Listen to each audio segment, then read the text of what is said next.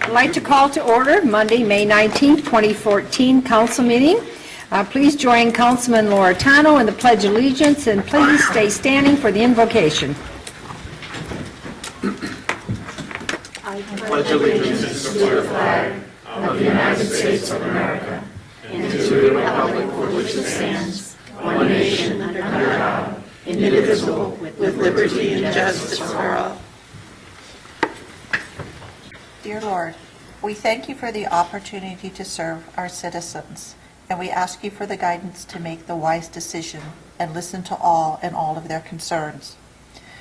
We also thank you for those that serve us abroad in the military and at home, and bless the new 911 center that opened today, that those individuals who are working with the public in their times of need give them guidance and the assistance that they need.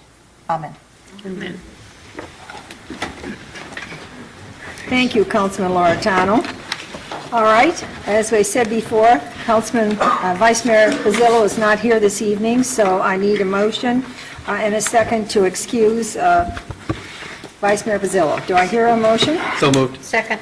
I heard a motion from Councilman Stipp and a second from Councilman Campbell. Thank you. All in favor say, do I have to roll call? Okay, all in favor say aye. Aye. Opposed? The ayes have it. What would he do if we said no? That's what we should. Yeah, I know. Well, we could have done that. That might be fun someday. All right, let's go to communications. We have one communication item tonight, which is a proclamation declaring the week of May 18th, 2014 as EMS Week. Chief Paul Luisi will make an introduction, and I will read the proclamation. Thank you, Mayor. Good evening, Mayor and Council. The Fire Service has a rich history of protecting health and safety of our communities through an all-hazards response model. That includes the delivery of pre-hospital emergency care. Mayor, in our city, 72% of our call volume is EMS-related calls. So when you access the 911 system, you're accessing a professional agency where firefighters are cross-trained as EMTs and paramedics. This training is consistent throughout the Metro Valley, Phoenix area.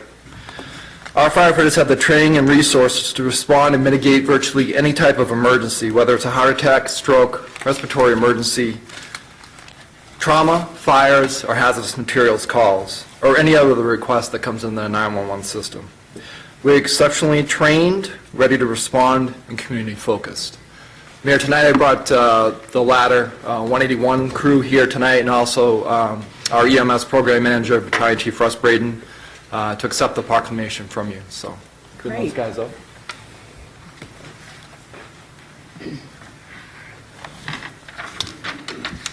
You just tell me, Paul, when you're ready for the proclamation. Okay. I think we're ready. All right.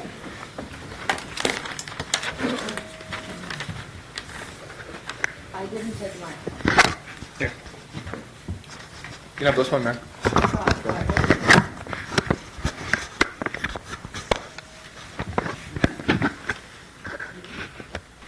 Do I hold it for you? No, you better not. I move around a little bit. First of all, before I even begin this, I want you to say how important you are to our community. Before I became a council person, the EMS came to my house a couple times. Really, they do such a great job. It's not just with the patient, but it's with the family that are there and the neighborhood.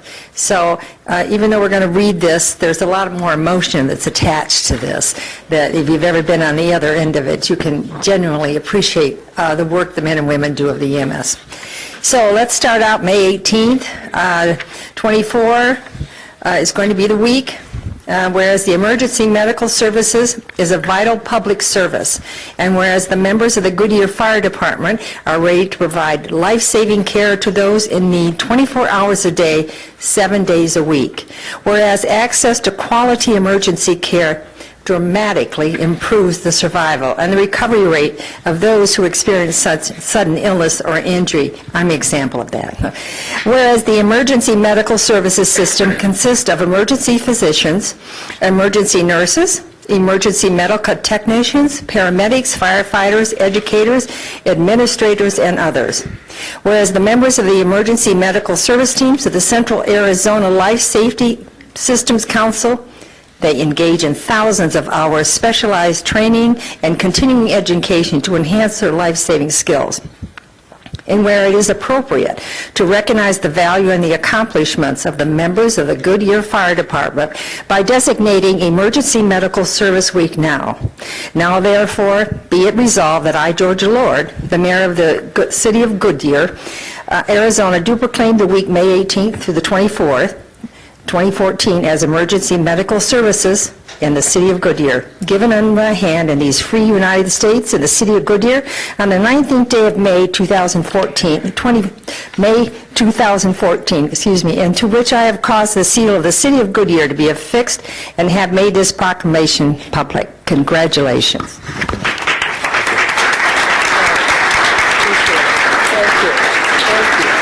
you. Why don't you just trail up there, okay? They'd like to shake your hand too, all right? I truly appreciate you. Hi, Russ. Nice How to see you. professional you are. Thank you very much. Thank you. So good to see you guys. Thank you. Thank you very much. Nice to I see you. want to truly appreciate Thank you, you. Jane. Thank you so much. I need to call him probably 4 times a year to help me get up. I've never called her. I can't get up alone. And they never give me a hard time. They always... I didn't have it with me. Love those guys. Thank you. All right, now is the time for citizens who would like to, address the city council on any non-agenda items. Do we have any cards? No, Mayor. Okay. Is there anyone in that wonderful audience would like to speak? All right, then we're going to go on. Let's go to number 6, the consent agenda. Will the city clerk please read consent agenda items 6.1 through 6.5 by title only, please? Item 6.1, approved draft minutes from a regular meeting held on April 28, 2014. Item 6.2, approve a request from Lauren K. Merritt, agent applicant for Smith's Food and Drug Centers Incorporated, DBA Fry's Marketplace, for a Series 9 location transfer, liquor license number 090-70124, located at 16380 West Yuma Road, Goodyear, Arizona. Item 6.3, approve a request from Samuel Anthony Billalo, owner applicant of Bella Cucina LLC, doing business as Sal's Tuscan Grill for a new Series 12 liquor license, number 120-79864, located at 13291 West McDowell Road, number E7, Goodyear, Arizona. Item 6.4, approve a request from Samuel Anthony Billalo, owner applicant of Sicilian Sons LLC, DBA Bella Luna, for a new Series 12 liquor license number 120-79862, located at 14175 West Indian School Road, number A4, Goodyear, Arizona.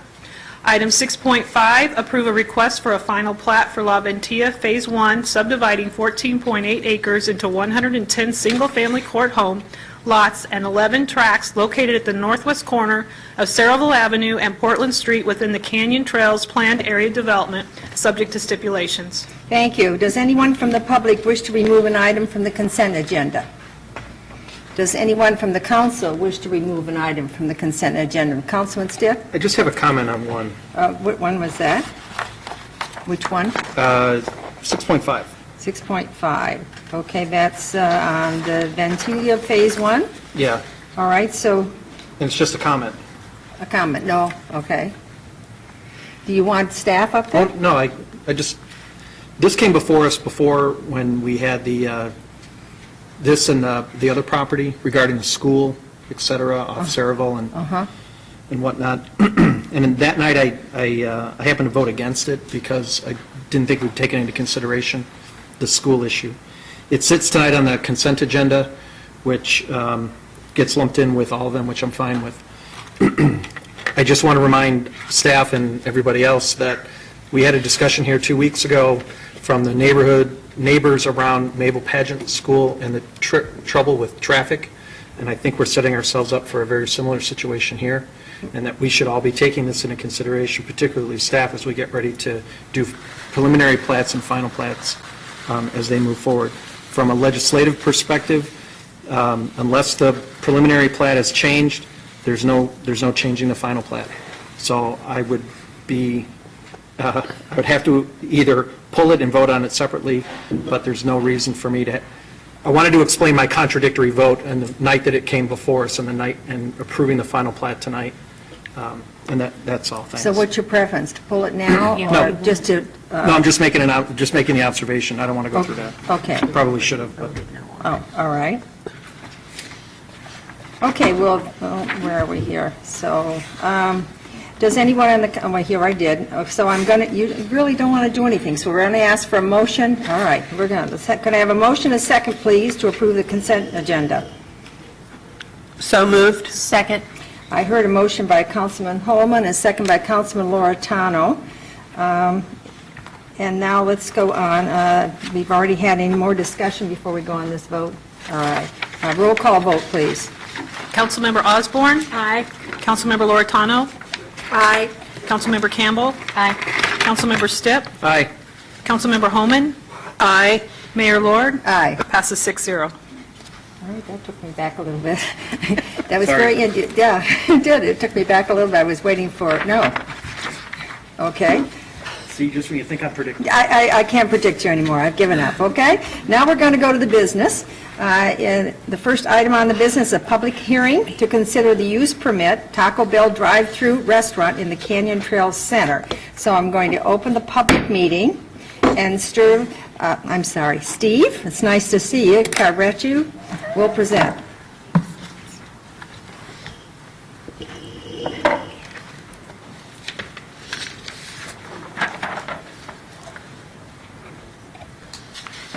Thank you, Mayor, council members. This is a use permit for a proposed Taco Bell drive-through restaurant, Canyon Trails Town Center. That is near Yuma Road, Cotton Lane. Super Target is right here. The proposed site is this pad right here, just to the north of Yuma Road. It's Lot 21.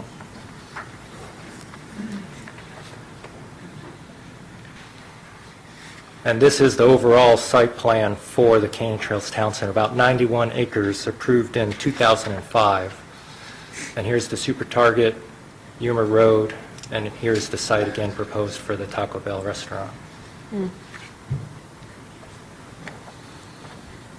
This is the proposed site design for the restaurant. The restaurant is right here. The drive-through wraps around the building this way. Menu boards here. Space for about 7 cars in the drive-through lane. With the design of this building and where it sits on the pad, the drive-through window will face Yuma Road. There was a design guidelines for the center that did not permit the drive-through windows to face a public road. So in working with the applicant, what they did was place an architectural canopy, this structure right here, over the drive-through window. And as you can see, that is this structure right here, and what the architect was able to do was to tie in the overall center's materials, colors, and design, the metal roof, the stone, the colors, the awnings, while also incorporating some of Taco Bell's franchise architecture, which is this portion here. So they were able to blend the two styles and create a design that we feel will work now with this canopy. Now it's an architectural element facing the street instead of the drive-through window.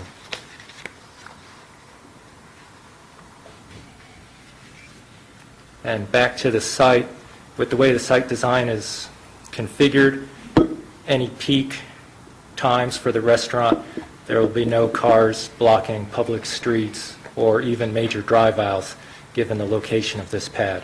So there'll be no inconvenience or violations with traffic on public streets.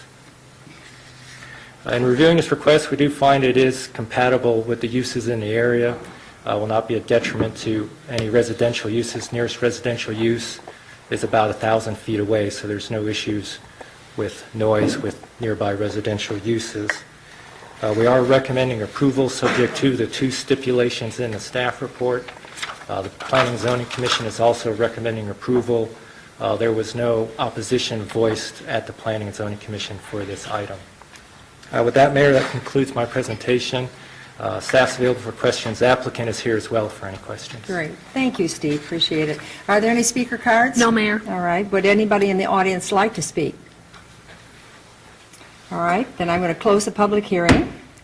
May I please have a motion, a second, to approve a request for a use permit to allow the convenience use Taco Bell drive-through restaurant on Lot 21 within Canyon Trails Town Center, a 91-acre commercial center generally located at the northeast corner of Cotton Lane and Yuma Road, subject to stipulations. So moved? Second.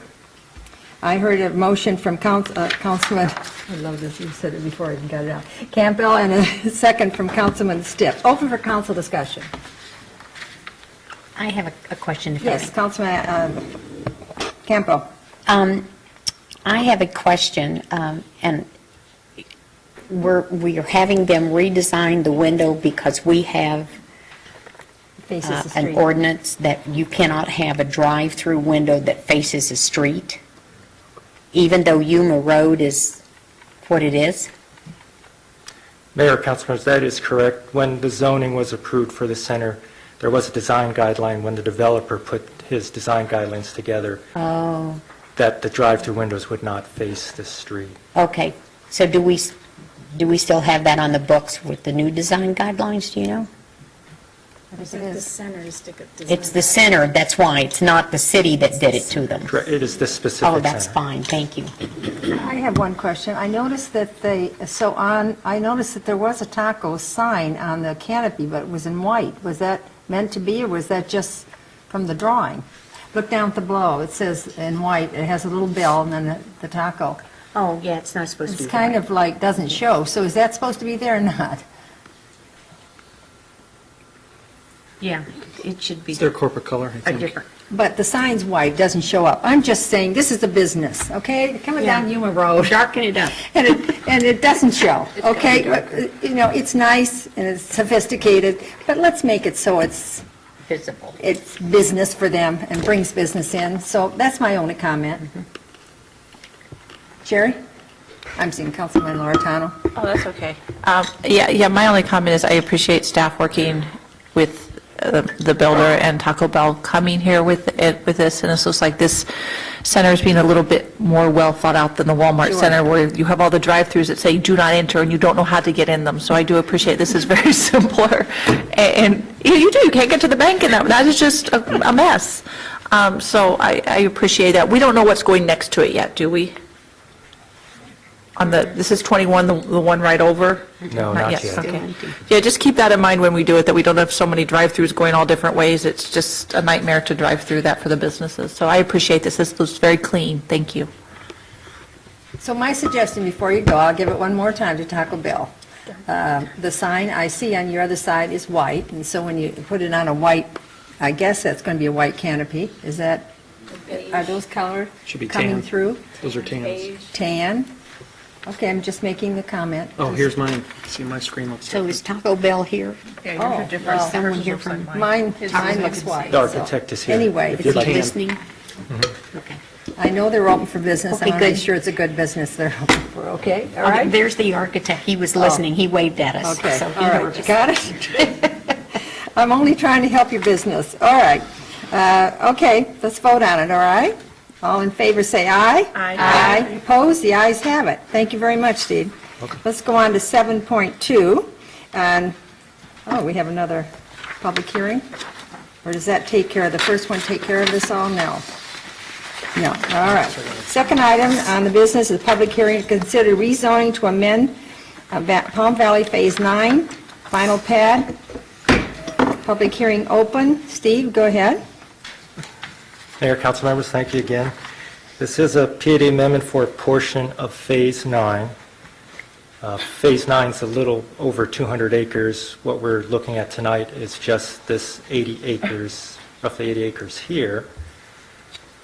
And that zoning was approved in 2006. This final plat was approved in 2013. And the applicant submitted a PAD amendment.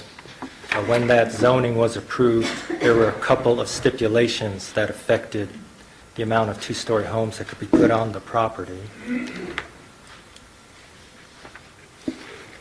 And these are the two stipulations, number 26 and number 27.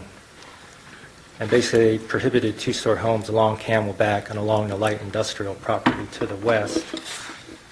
And stipulation number 27 required if you had 3 two-story homes in a row, you had to follow it by 2 single stories. The revised language is below what the applicant is proposing with this PAD amendment.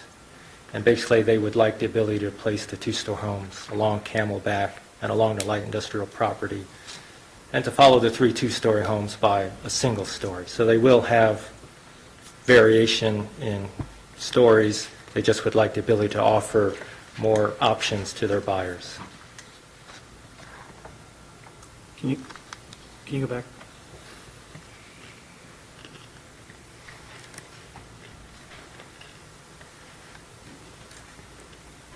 Okay. And this exhibit just shows the existing condition. The asterisk on the lot shows that those would be exclusively single-story homes. And this next exhibit just shows what could happen if the whole community did build out with two-story, which usually does not happen, but they wanted to show that condition, what it would look like. I've seen it before. So we got a point. Staff did look at this PAD amendment. We do feel it is appropriate for the site. When they did develop this property, they did put in a large 100-foot wide buffer here. Will contain landscaping, a walking trail. And along Camelback Road, there's a landscape buffer and drainage channel that's about 40 to 50 feet wide. And typical city requirement is a two-story home can go adjacent to an arterial if there's a buffer of 35 feet in width. So in this instance, they are exceeding that 35 feet. So again, staff looked at this. We did think it was appropriate for the site. Being a public hearing, we did advertise for a citizen review meeting for these public hearings as required. We did receive one inquiry into the request. A resident in Litchfield Park was opposed to this request. They were encouraged to attend the Planning and Zoning Commission meeting. However, there was no opposition voiced at the April 16th P&Z Commission hearing. So we are recommending approval of this PAD amendment, subject to the revised STIPs and the 2 STIPs in the rezone ordinance. Planning and Zoning Commission is also recommending approval. With that, Mayor, that concludes my presentation. The applicant is here as well for questions. Thank you very much. Are there any speaker cards? No, Mayor. Okay, would anybody in the audience like to speak? All right, then we're going to close the public hearing, and will the city clerk please read ordinance 14-1294 by title only? Adopt ordinance number 14-1294, amending 80.36 acres of the Palm Valley Phase 9 Final Planned Area Development to modify stipulation numbers 26 and 27 of ordinance number 2006-1002 regarding two-story home restrictions for property located north of Camelback Road and approximately 1 mile west of the Litchfield Road, amending the zoning map of the city of Goodyear, providing for severability and providing for an effective date. Thank you. Could I please have a motion and a second? So moved. Second. I heard a motion by Councilman Holman, a second by Councilman Loretano. Open for council discussion. Who would like to start? Councilman Loretano? Can you put the 2 different stipulations up there? I guess I'm okay with the stipulation number 26. I have concerns about stipulation number 27 because I've seen this in some neighborhoods and other communities where it starts to look kind of like almost canyon-like because there are so many two-story homes and there's not that many different elevations, and so it really does kind of look like a canyon. So I don't know if they want to address that, but I don't know if we can vote on them separate, or do they have to be together? Well, let's see, I don't know how many opposition on your council that you're going to I know. have, so, Councilman Osborne? I agree with Councilmember Loretano. In our city, and I can say from experience of 13 years, from planning and zoning to council, a boilerplate stipulation has been that when there are two-story homes, it should be followed by two single-story homes. And I think that's a standard that our city has done very well with, and I believe it's part of our quality.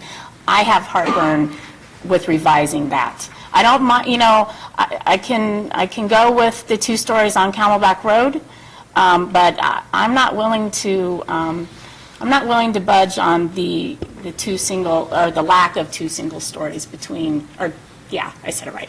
Between the, Just so yes. I'm clear on what you're saying. You're saying on Camelback Road, you don't mind them putting 3... I don't mind two-story. there would not have been any 2 stories on Camelback Yeah. Road. I'm willing to work with that one, but I'm not willing to work with not having 2 single stories together, then a 2-story. Okay, so The which normal stipulation, just so I know what you... I'm stipulation- okay with 26, Right. 27, the 3, and now making it 3 and 1 rather than 3 or 2, I'm not okay with that one. So 27, you're not okay with? Not okay with that. Okay, and you're the same way, right? Yes. Okay. Councilman Stipp? I just want to make an observation on this particular subject, is that there's 3 2-stories in my neighborhood. So I know that, I know we've allowed this. Yeah. But followed by 2 singles? Yeah. Three and three. I got- Well, that's fine. That's okay, they want to make That's it 1. okay. They want to go 1. They want to go 3 2-stories. What I thought I heard you say was we've never allowed 3 2-stories to be together. No, without there being followed by 2 singles. Got it. Well, in Pebble Creek, we have 2 stories followed by just 1 and then 2 more.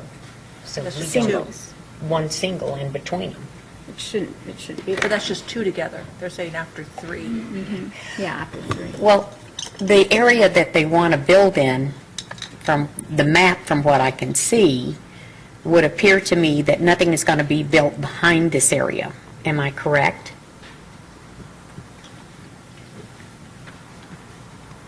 Mayor, council members in this Yeah, area? well, I saw another map that said Luke was somewhere around there. That he had up earlier? Yeah, that you had up earlier. Gee willikers, let's see. The one with the asterisks in it, Steve? No, I think I moved. Yeah, see where it says Luke right here?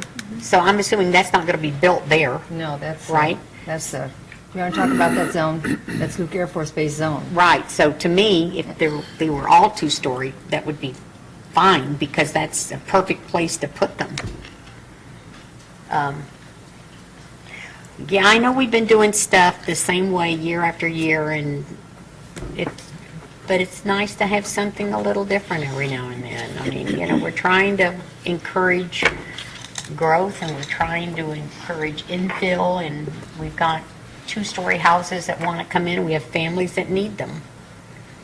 I mean, personally, I'm okay with both of them. I mean, I don't. So am I, so I don't know I mean, how I'm we get- fine with so- both of them. I don't see So that I it's have going to to be a detriment to the community if they build it with your new proposal. Sherry? I guess my concern isn't from looking at it from Luke, but looking at it from Georgia Avenue or Oregon. If both sides are predominantly 2-story, 3, 1, 3, I've seen this in Surprise, and then when you're going down like Oregon or Georgia, it's almost a So are you- cave-like Yeah, effect. do you like the 3-3? or- I'm okay with what we do now, 3, 2, 3, 2, We'll just. but just the 1, it's going to be a lot more condensed if you're packing that How many about in there. putting you back up on the screen, the The existing selection? and the proposed, yeah. All right, that would help me while they're talking, so, okay? Okay, no 2-story houses. Well, so this we're saying, it's okay to do Camelback, so it's this one that. So let's go through this. Stipulation 26, you're all right with? Right, yeah, we're No good. question on that one, okay? No, there's a question on 26. There's a question on that one. So stick with the subject. and we'll- I'm sorry, what? We can just stick with this subject, and then I'll bring up my question. Minimum of Okay, one. so let's go to stipulation 27, that's no more than 3 two-story homes will be allowed side by side, and 3 consecutive two-story homes must be followed, all right? So that's the one that you're discussing right now, that is existing. The stipulation is no more than 3 two-story homes will be allowed side by side, and 3 consecutive two-story homes must follow. By one. So instead of putting two flat houses, yeah, 2 flat houses and 2 tall Guess houses. you should have drawn us a picture. That's what I did. Laughing at the, So the only thing we're arguing over is if Oh, you you do do a picture? a one-story house or two one-story houses. If you're not building That's three, the you're only only building two. It concern. has to be followed by It's a either, single story. it's a You don't have a one-story choice. or it's one-story or 2 one-stories. Exactly. In between. I'd like it to be So- 2 one-stories in between. And which who's is our to know normal. that, What? yeah. It's- Are we in the weeds, Mayor? No, I don't think we're in the means. I think, first of all, they made this very difficult with it. It's like, almost like a rhyme here, and it's so, everybody is, so first of all, I think that's it. And they're in small letters for all of us, that's second. But I think what I'm hearing is the number 27 that revised is the heartburn. All right, let's just look at that right now, all right? It says, no more than 3 two-story homes will be allowed side by side, all right? So we got 3 of them. And 3 consecutive 2-stories home must be followed by 1 single-story home.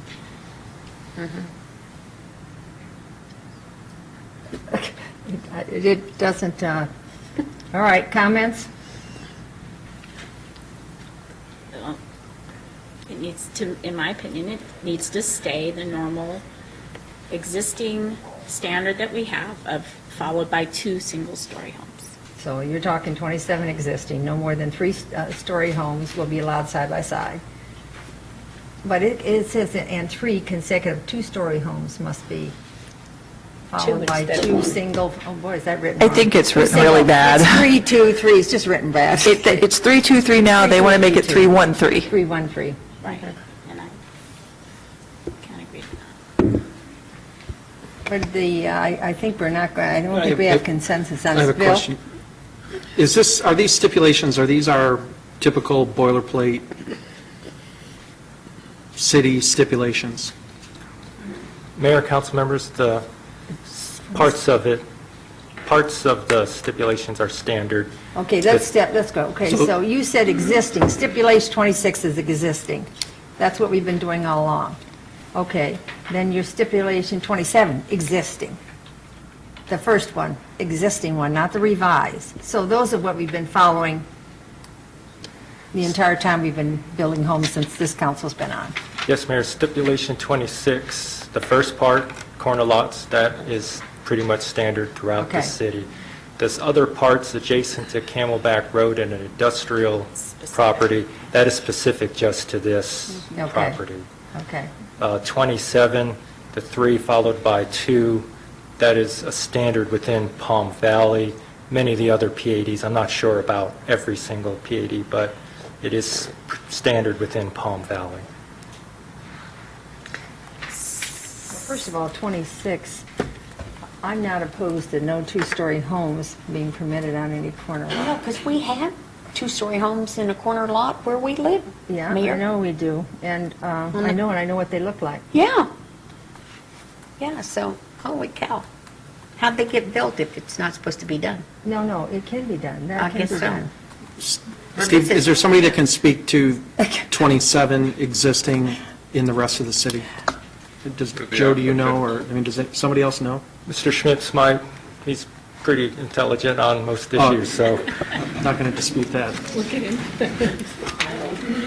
All right, Joe, somebody's needed to get out and get us out of this impasse, because it would have been very helpful for you to show us some blocks and let us have an idea of what that's going to look like on there rather than this little print.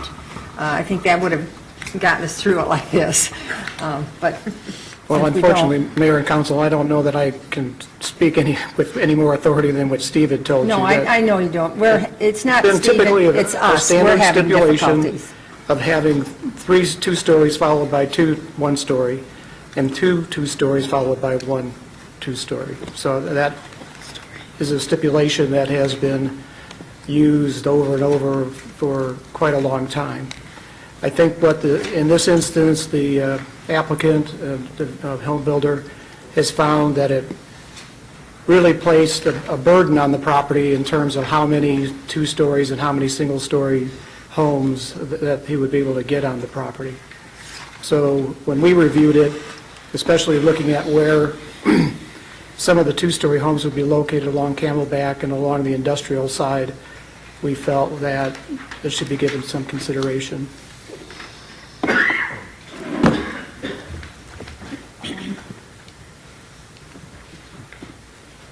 And it's just for this subdivision, right? Just for this, That's correct. Today. just for this. Do you want to take this Parcel. behind closed doors a minute and talk this over, or do you want to, how do you want to do this? Do we have legal, do we have a legal, Well, in a way, we're coming halfway Legal because issue? we are allowing No. for do we have a two-stories. property really don't rights have a issue legal here that we issue. need to So discuss? they're getting them there. There's We one. could go in for legal advice. I have a couple of thoughts. I mean, even on Camelback. Mayor, I make If a you motion wanna that we do go that. into executive session. Do I hear a second on going into executive session, just to bring you on? To do what? Go into executive session, discuss this. For legal opinion. Legal opinion. You have a second, Sherry, second. All right. I'll second. Do I hear a motion from Sherry and a second from Bill? All in favor, say aye. Mayor, you need a roll call vote to go into exec, Mayor? Mayor, we need a roll call. You need a roll call? Roll call vote, please. Councilmember Loretano? I in your tablet. Councilmember Campbell? Wait, Oh, wait. Joe, does he want to pull the step? But just number 27? Just 27?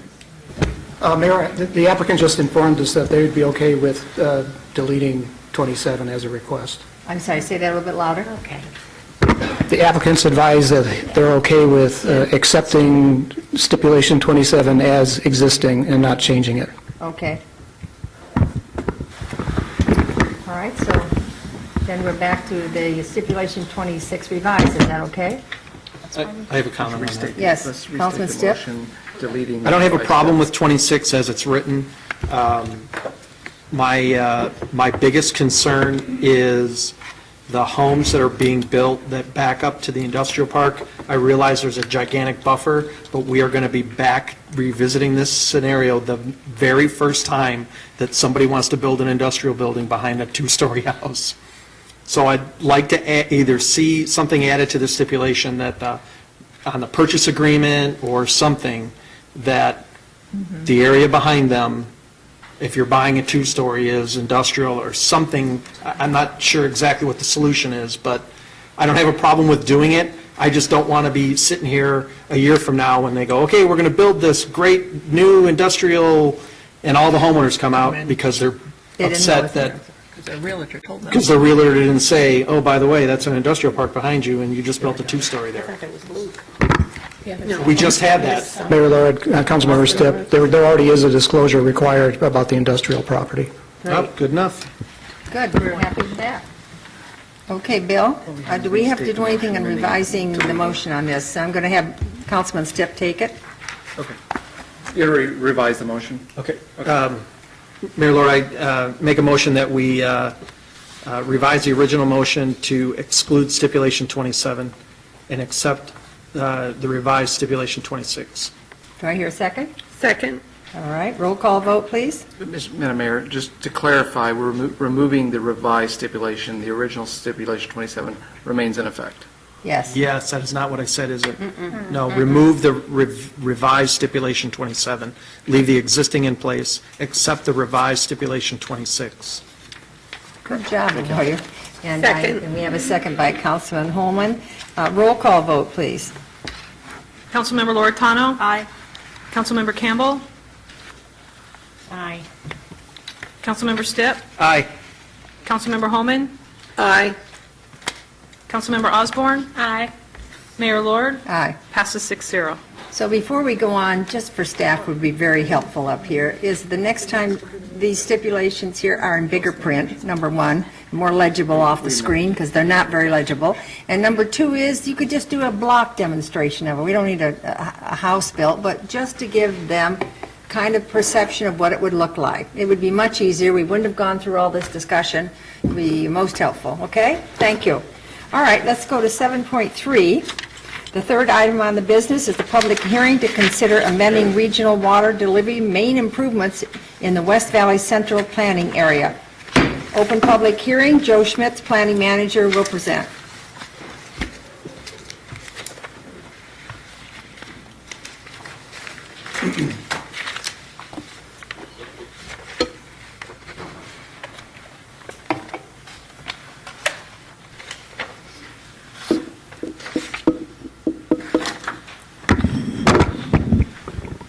Mayor, council members, as this item is a proposed resolution that would amend the resolution of intention that was adopted in 2006, which established a special public improvements area for the West Goodyear Central Planning Area and identified certain regional water delivery mains that were to be installed by private developers and the cost recovered from the owners of benefited properties. In 2006, the city had received numerous requests for annexation and development for various properties in West Goodyear in the area that's bounded by I-10 on the north, MC-85 on the south, Perryville Road on the west, and Cotton Lane, more or less, on the east. The map shows the boundaries of the special improvement project area, and the numbers that are highlighted in yellow, they reflect the properties that were agreeing to participate in the development of the special project area.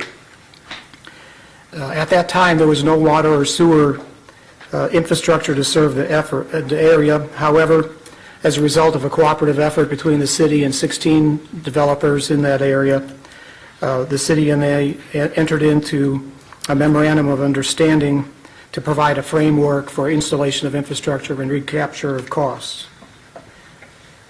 To ensure that each benefited property paid their fair share, the city adopted the Resolution of Intention 06-1064 pursuant to the city's cost recovery ordinance, which provided a mechanism for those developers who advanced the infrastructure to be reimbursed by others at the time they connected to the line.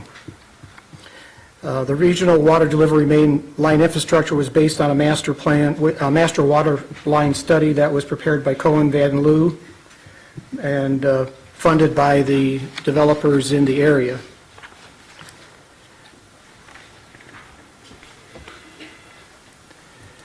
This map reflects the lines locations that were identified in the water master plan study.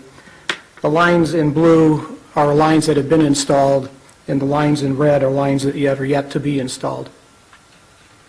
The cost recovery resolution addressed 9 regional water trunk lines at a total cost of about $4.8 million and established the estimated cost for each line and then allocated the proportionate share of the cost of each line to each of the benefited properties within the area.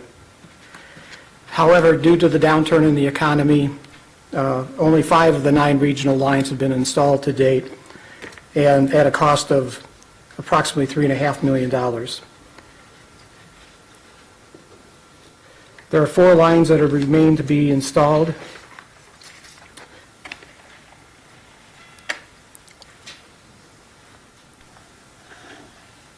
Those are reflected in red, and they're referred to as lines C, D, E, and F. 2 of the lines in Van Buren Street and 2 of the lines in Yuma Road. During the time when development slowed in current situation, more detailed and engineering studies were performed that recommended changes to some of the line sizes, and particularly for those that had not been yet installed. And these changes were reflected in a revised water master plan that was funded by 5 of the 16 original developers in the area. And it was completed and approved and accepted by the city in April of this year and served as the basis for developing a new cost recovery resolution for the lines that had not yet been constructed. At the center of this resolution are two tables.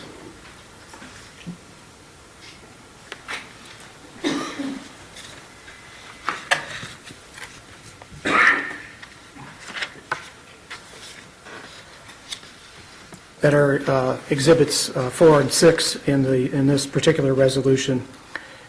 Exhibit 6 is entitled Percentage Responsibility, and it basically reflects the calculations that were done for each owner's share of the cost of the line.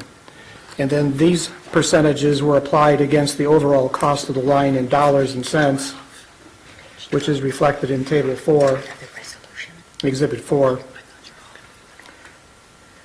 and provides the exact numbers of the maximum probable cost to construct the lines. The total estimated cost or opinion of probable construction cost for the water lines is a little over $2 million.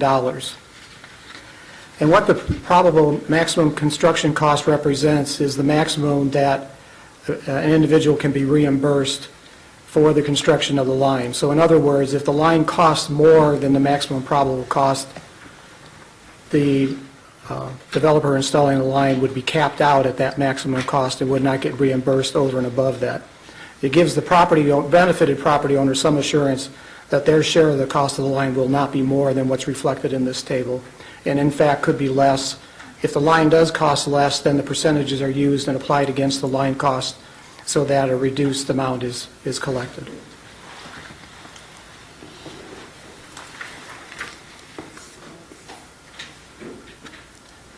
The stakeholders affected in this particular resolution are the properties shaded in blue. And staff has been meeting with the core stakeholder group at least over the last 2 years. Some of the development agreement amendments that have come before you during that time have reflected some of the work that has been done since that time on these studies.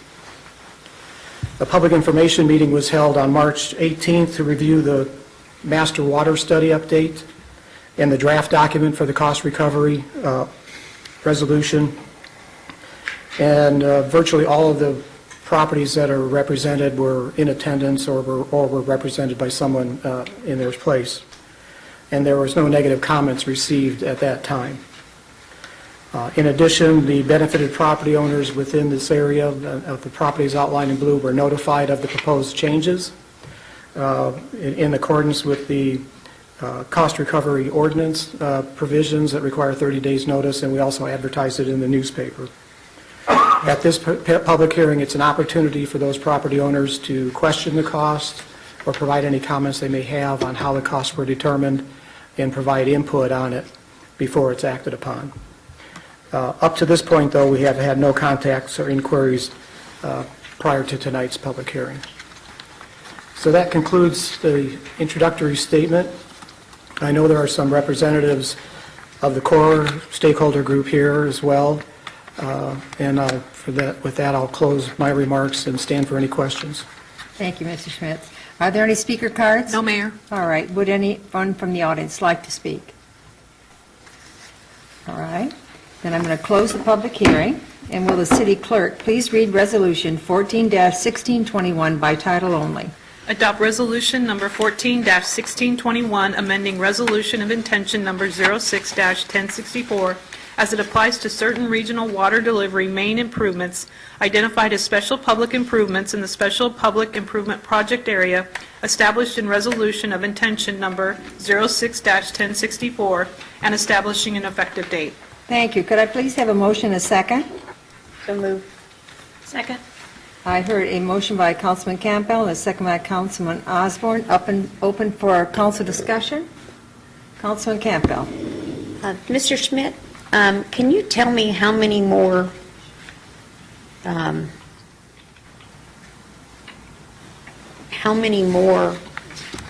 water agreements are going to have to come before us till this whole area is done?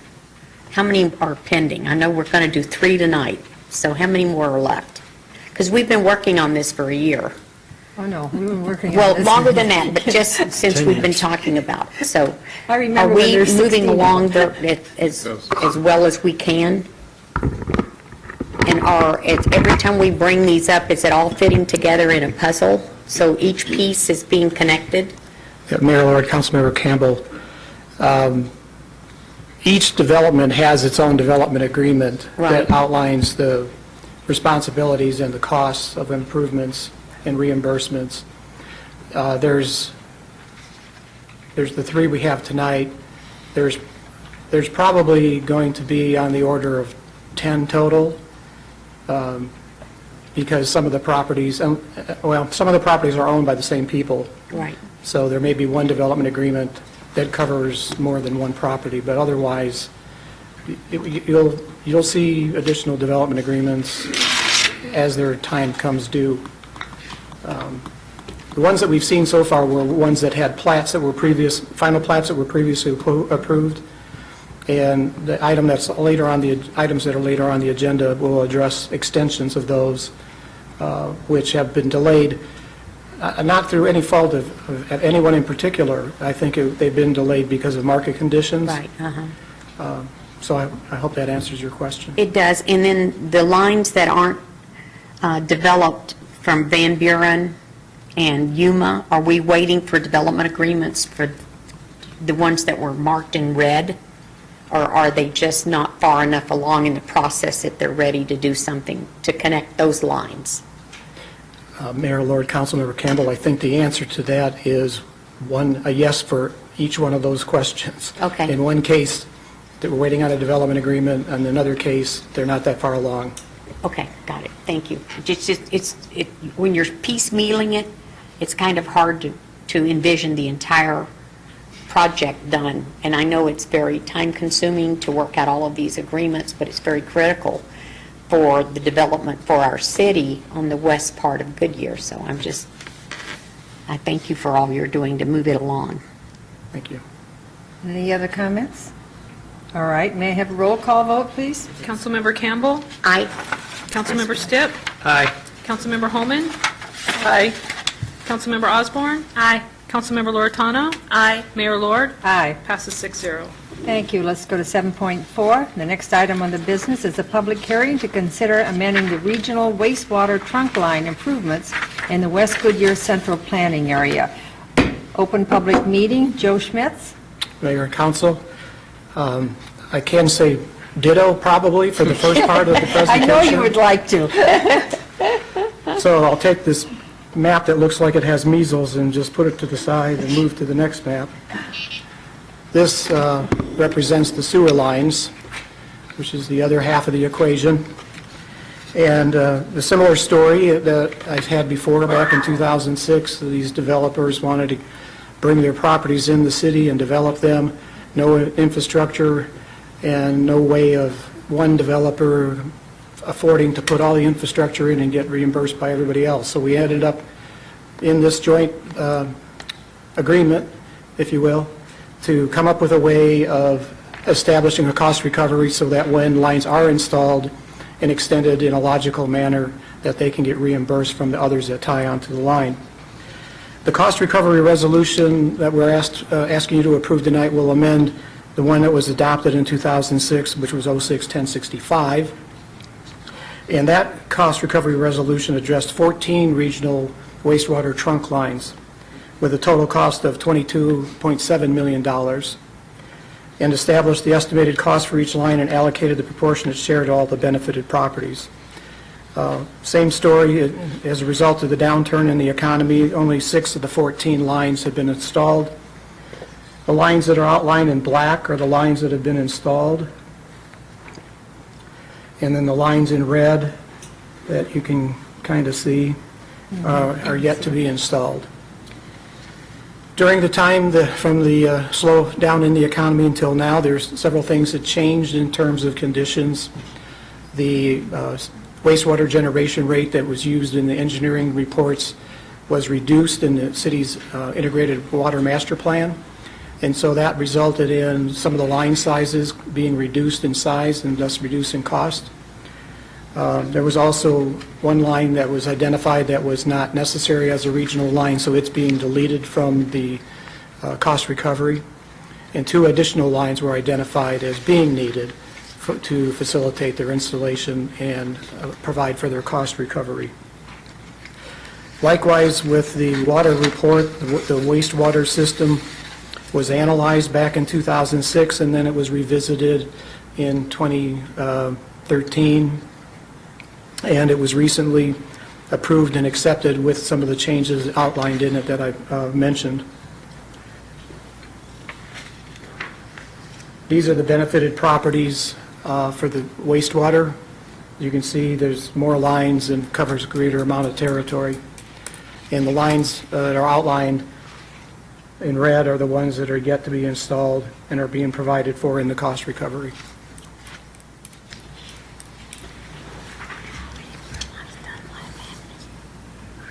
Once again, central to the resolution are the 2 tables, the one that assigns percentage responsibility to each of the individual property owners based on each line, and then the second one that has the calculation of maximum probable cost in dollars and cents based on the total amount, which was now $8.3 million of sewer lines. And in summary, we met with the stakeholder group, same way, reviewed the information in the same manner, and have tried to keep lines of communication open as we went through this process. And tonight's public hearing is their opportunity for them or anyone else to comment on the proposal, and up to this point, we've had no negative comments received. Thank you, Joe. Are there any speaker cards? No, Mayor. Would anybody in the audience like to speak? Going to close the public meeting. Will the city clerk please read Resolution 14-1622 by title only, please? Adopt Resolution 14-1622, amending Resolution of Intention Number 06-1065 to delete and modify certain regional wastewater trunk line improvements identified as special public improvements in the Special Public Improvement Project area established in Resolution of Intention Number 06-1065, and to add 2 new lines of special public improvements in the Special Public Improvement Project area established in Resolution of Intention Number 06-1065, and establishing an effective date. Thank you. Could I please have a motion and a second? So moved. Second. A motion by Councilman Loretano and a second by Councilman Stipp. Open for council discussion. I just mention, it's just a sideline, that you know when we talk about, another study, some good things come out of a study, and there's so many lines that were corrected that they didn't need that larger line. And also, I think it shows us how much infrastructure costs for the developer, the builder, and the city. So I just think that brings to mind when you think that's so easy for them and that they never contribute. I think this tells a little bit different story. So I have a motion as second. Roll call vote, please. Councilmember Stipp? Aye. Councilmember Holman? Aye. Councilmember Osborne? Aye. Councilmember Loretano? Aye. Councilmember Campbell? Aye.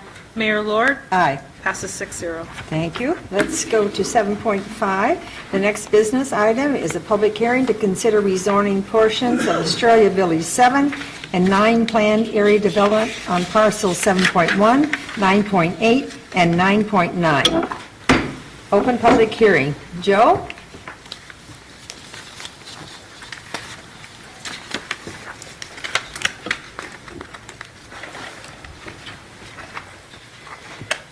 Mayor, apparently something's on our screen that's the next item. We have Avondale Human Senior Services, Yeah, but IGA. We need Joe's. Did I jump? No, We're good. We're good over here. Now it's fine. Well, we had the We had the Avondale Human IGA Resources. Okay. Thank you. Mayor and Council, this is a request for an amendment of the portion of the Estrella Mountain Ranch Villages 7 and 9 planned area development to decrease the number of lots in parcel 7-1 and decrease the number of lots in 7-1 and increase the number of lots in parcels 9-8 and 9-9.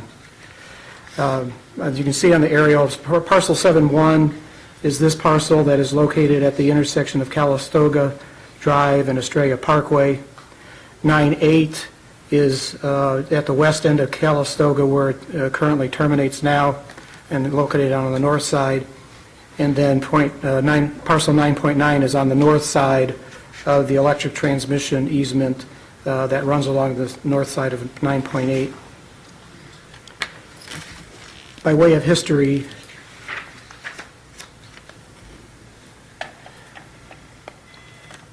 the Estrella Mountain Ranch Phase 2 was amended in 2004. And at that time, Village 7 and 9 were revamped and redesigned into this configuration. You can see 7-1 is located up here, and it was zoned single-family detached creative lot. And then the 9-8 and 9-9 were zoned as single-family executive lots. The PAD was approved with a maximum of 4,058 dwelling units on 1,317 acres. In this PAD, the parcel 7-1 was allocated 148 units, parcel 9.8 was allocated 97 units, and parcel 9.9 was allocated 55 units. In 2008, an amendment was processed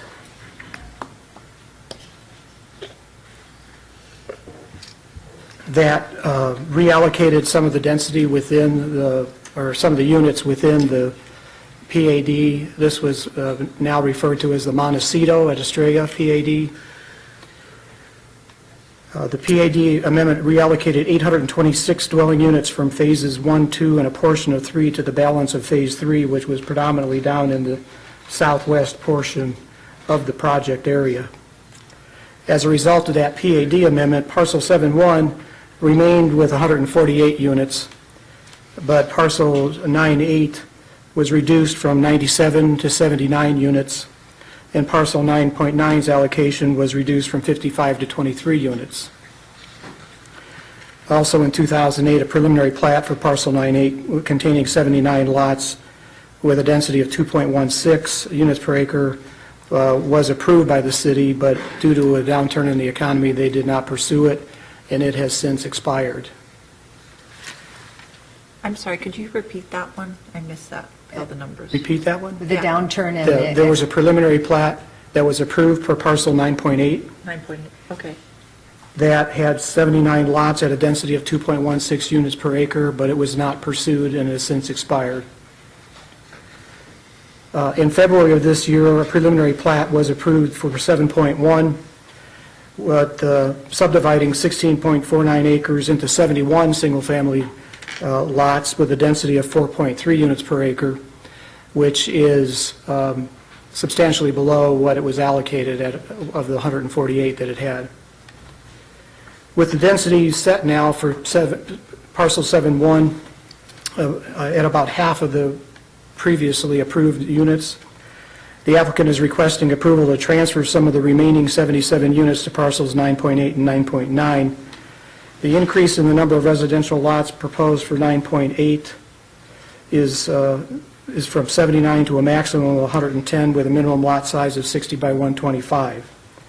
The increase in the number of lots in parcel 9.9 is from 23 to a maximum of 40 with a minimum lot size of 70 by 130.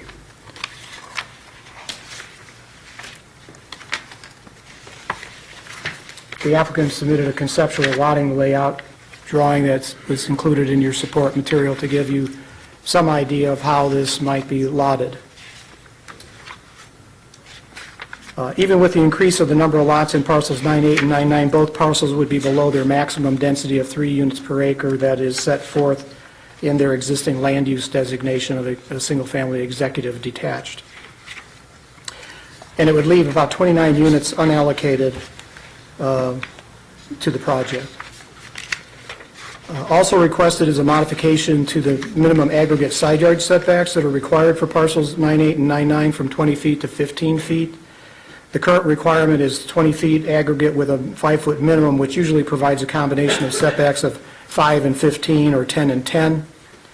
The proposed revision would require an aggregate of 15, which would then typically provide a combination of 5 and 10.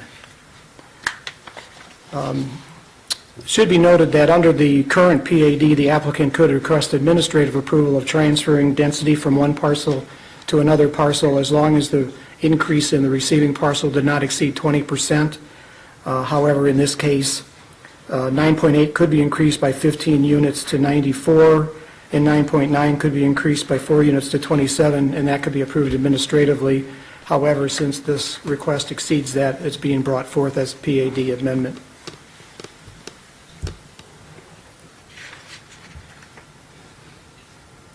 Staff has reviewed the proposed changes and finding that they are consistent with the goals and objectives of the PAD and the general plan, and that it will provide a variety of lot sizes and housing product and stays within the maximum density that's allowed by the underlying district and does not increase the number of units overall in the PAD. The existing zoning is single-family executive, which allows 0 to 3 units per acre, is not being changed, and the proposed housing type of detached single-family with a minimum lot width of 60 feet is allowed in the PAD as it stands. In addition, the infrastructure plan to serve the Montecito area was sized appropriately and is sufficient to support the number of units planned with or without this amendment. And the proposed changes should not adversely affect the adjoining properties as they are separate parcels served by separate access to Calistoga and will be similar to the development that's occurred elsewhere in the Montecito community. On the aerial that I have displayed right now, of the 14 parcels already developed or under development in Coronado Village, which now is referred to as Montecito, 6 have single-family lot sizes of 60 by 120 to 125 with no apparent adverse effect on the surrounding properties.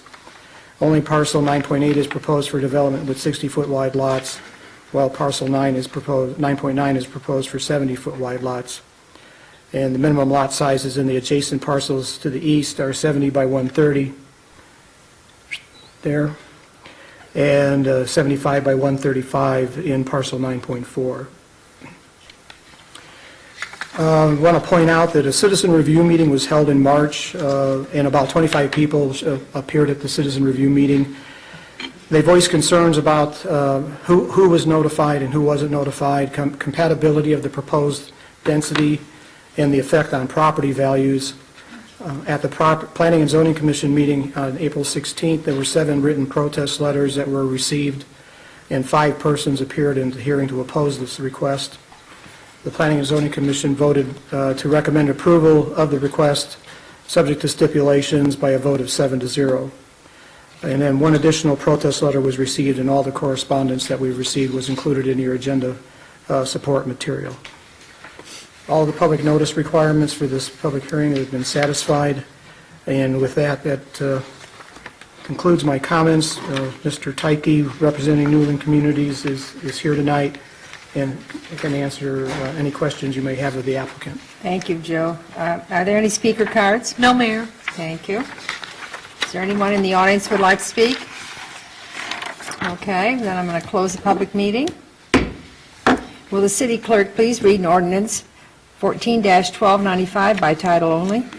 Adopt ordinance number 14-1295, conditionally rezoning 16.49 acres at the northwest corner of Calistoga Drive and Estrella Parkway, parcel 7.1, and 57.5 acres along the north side of Calistoga Drive, west of the 184th Avenue alignment, parcels 9.8 and 9.9, by amending ordinance number 04-917 for the Estrella Mountain Ranch Villages 7 and 9 planned area development zoning as amended by ordinance number 08-1114 for the Montecito Phase 3 pad amendment as they apply to parcels 7.1, 9.8, and 9.9 to modify the number of units allowed in each parcel and reduce the minimum aggregate side setback in parcels 9.8 and 9.9, amending the zoning map of the City of Goodyear, providing for severability, and providing for an effective date. Thank you. Could I please have a motion and a second? So moved. Second. I heard a motion by Councilman Campbell and a second by Councilman Loretano. Open for council discussion. Councilman Loretano, Yes. If I live up there, you want me to start? You go first. Okay, I'll try not to be on my soapbox too much. I guess, and Joe, there'll be questions throughout this, so I just want to kind of ask you a couple questions. From my math, and I was trying to follow your numbers, this is less than each parcel individually could have had in 2004 originally, right, before the recession?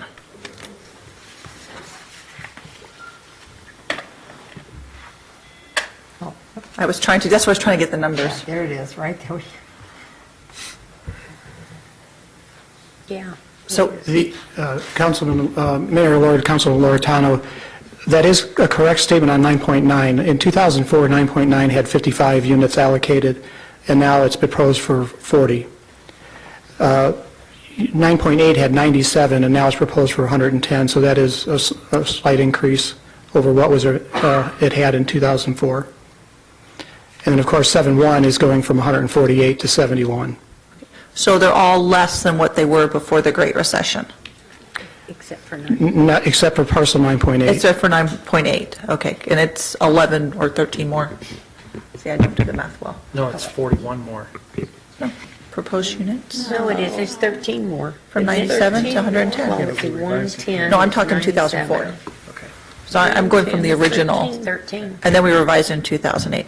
And then there was a couple letters, and I just think if we could address, because I think they didn't feel heard, the residents. Okay, please do. There was an issue about crime, and this new density is going to bring, I think someone said, gangs and more crime. Do we have anything to support that or not support that, or? Mayor Lord, Councilman Loretano, I have not heard anything to that effect. I'd like the police chief to come up, if you don't mind. Chief Geyer, huh? No. Just go through your points and get along. Good evening, Mayor and council members. With the proposed number of units, my professional opinion is it is not going to bring gang activity and a rash of crime to Estrella. Thank you. Another question was, I'm just going through the points in the letters, if you don't mind, Joe. Another concern was, I guess, the loss of views or... You need this police chief anymore? No, I don't think I need him. Thank you. Sorry. Chief Geyer. We always need you, but Yes.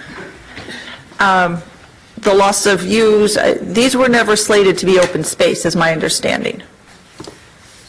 And correct me if I'm wrong. I tried to go Well, through... first of all, I'm going to, as a past sales rep, tell you, and I do this, and people kind of cringe, you don't buy the view. I know. Okay? You buy the patch of land, your plat is yours. Whatever happens to that view, that's not what you're buying. If you buy on a golf course, most of the time that's going to stay, but now golf courses are going out of business, and sometimes they're building homes on them. But for the most part, people have to understand this. It's like when you have a condo, you only know what's in your little cubby hole that you're in. So, same way single families, only thing you have control over is your plat. Did I answer that for you? I think the mayor just answered my question for me. Sorry. The only thing I could supplement is, I mean, you can see from the map that 9.8 was always intended to be residential development. 9.9 does have some areas that has slope that will not be developed, and so the expectation of those being open space is probably legitimate and will still occur. To the north of parcel 9.9, that's parcels 514, 15, and 16 that had a preliminary plat approved on it previously and was going to be subdivided into custom lots. So, and that's consistent with the PAD. The next issue that was brought up in some of the concerns was the traffic. Have we determined there's going to be any negative impact on traffic in this area? Mayor Lord, Councilmember Loretano, there was a traffic study that was done with the original PAD, and the streets were all sized accordingly. And this is not an increase in the number of lots. It's just a transfer of the density from one parcel to another parcel, and we don't expect that to be aggravated or cause any particular difficulties. And then I think the last question that was brought up was with regard to the schools, and I think that's served by West Star there. have you heard any complaints from the schools, either Estrella, West Star, or the high school? Mayor, Lord, Councilmember Lorton, I have not, and I understand that the Liberty School District has excess capacity as it stands right now, and that this change would not have a material effect on that. Do you want me to give my little spiel? Yes, I'm going to let her, since it's her community up there, Sure. I'm going to let her go ahead. Go ahead. I don't want to monopolize. No, so- I'm going to give you the opportunity. She's got all the letters. Okay, yeah, from looking at the letters, I'm going to support this because we're not changing the density. I think Estrella, and I believe Mr. Tyke's here, has done an excellent job in keeping that community higher above board, but I wanted to make sure that the citizens' concerns were addressed by our city staff that has done a great job. I have a concern, and this is like the second time within a month, we've had people, I think rumors go around, and it's not always the correct information. I don't know how we can better address that as a city about, like, the property values. When we had Mr. Pollock come here for the other plan, but it was the same issue. Does single story, does specific buildings really affect your property values? And what was told by, it wasn't Mr. Pollock, I guess it was someone from his firm, was that no, it doesn't. And you are right, my kids go to school up there, there is excess capacity, and I think we need to look as a community that this wasn't supposed to be a big open space up there. It was designed to be like Ahwatukee. It will be a self-fulfilling community with stores and retail, and someday it will be that, and it's just taking a lot to grow.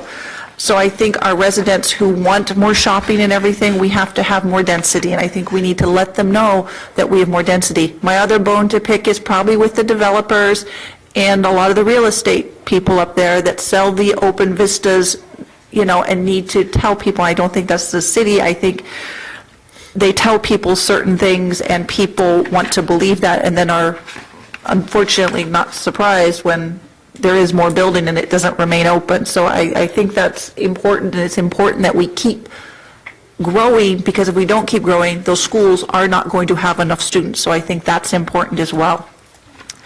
And my last point is, I think it's important that we have different size lot sizes. Not everybody wants a giant lot. A lot of young professionals now want, or older people want less to take care of, not more to take care of, and this community has a lot of recreation activities that you don't need everything in your home. So for those reasons, I hope we addressed all the residents' concerns. I want them to feel heard, but I don't like where I think a lot of rumors go out there. And if there's some way we can think to address some of those hot topics we keep seeing again, I would appreciate that, because we seem to see these in a lot of developments where the rumors start. And although, like the question about gangs, I know that was kind of a silly question to ask the chief, but obviously someone had that as a concern, a legitimate, valid concern. So if we could address those in the future, I don't know how you bring out those main topics we keep seeing over and over again, because this is a good development, and I think this will make it a better development. So I'm going to support it. So I'll be off my soapbox now. No, I appreciate it. I think you did, thank you for what you did for your community, because those needed to be answered. But there is nothing wrong with us having coffees up there at the club on hot topic sessions. Bring a couple staff in, and the council people would like to be up there, can answer those questions.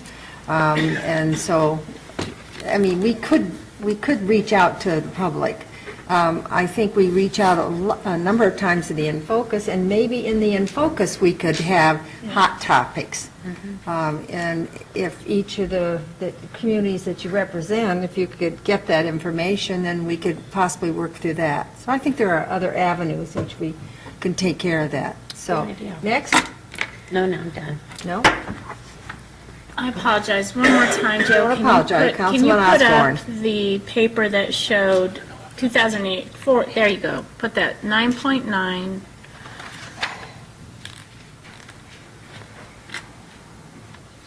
Okay. There's been only two, up in Estrella, in 13 years, there's been two parcels that I've voted against in Estrella because of the slope. And I'm not sure if 9.9 is one of them. And so, can you tell me a little bit more about that area, just for me? Because I don't remember if this is the one I voted against. But I'm a little Isn't that the concerned. cuts? Isn't that the... Is that the one that has a debris here? lot of It may not be, but Mayor, Lord, Councilmember Osborne, I don't think 9.9's been before you in terms of Okay. plating, so then it wasn't. it's probably Okay. not the one, but it's something that we'll look at closely when it comes through. Because Then I'm okay. there is some small hills within the property, which is reflected by on the map, by the areas that are outside of the crosshatched areas. Well, I'm just making sure that I'm not going against something that I had already once said. And Councilmember Loretano, I appreciate your going through those letters because I think it's true. Our citizens that were against this wanted to be heard and to make sure that we are addressing their concerns. And I think that they have been. And I also am, happy that Estrella's taken, actually the last couple years, we have seen densities changing with them because they are rethinking what's going on up there, and it's really been for the betterment of the community and actually with more open space. So, I think they're seeing where pockets should have higher density and other areas change completely. So, I think that there's always going to be someone that it's not exactly their cup of tea, and we know that. And so I appreciate everything that's happened with this because I know there's been a great deal of discussion, especially up in Sherry's neck of the woods. So thank you. Councilman Stipp? Joe, before the meeting, I said I'd have a question. You've generated 3. So I apologize for that. What is the old lot size in 9.8 and 9.9? I couldn't easily put my finger on that. Mayor, Lord, Councilmember Stitt, that's because there's no minimum lot size specified. It's a density range, except that all of the lots are in the detached single-family are restricted to a minimum of 60 feet. Okay. All right, well, that's good. All right, second question is how many people were at the P&Z meeting? Residents? I believe I said there were 5 that attended the P&Z meeting and spoke. And then letters from, the number 20 sticking in my head. 25, I heard. 25 were at the citizen review meeting. Okay. Okay. 5 were at the P&Z meeting, which was in fact held in Estrella. Right. And then we had received 9 or 10 letters that were in your packet. Okay. Last question, I think, I'm going to need the aerial photo that has the lot sizes in it. I think it was the other one that you were using. Yep. Parcel 9.3, is that currently occupied or being sold or? Mayor, Lord, Councilmember Stipp, it is partially, if not almost completely developed. Okay. Is that Serenity? That is Serenity. All right. So I'll just give my comments at this point to wrap up my thoughts. Okay, go ahead. 3 weeks ago, a month or so, we had a very similar issue before us with a zoning change in Palm Valley from commercial to residential. And at that time, I voted in favor of it. I had cited property rights issues of the current owner to develop their property to meet the changing market, and with the zoning change, it allowed them to do that. This project, we've been through a similar change back in 2008, but the homes that are adjacent to it have since been sold under the impression that the density that we granted in 2008 was the density that was being put before them. This request, I think, and obviously in my opinion, will have an adverse effect on those property owners, just simply from a density perspective. If you look at this particular map, these lots are 70 feet by 130, and we're talking about butting up to them lots that are only 60 by 125.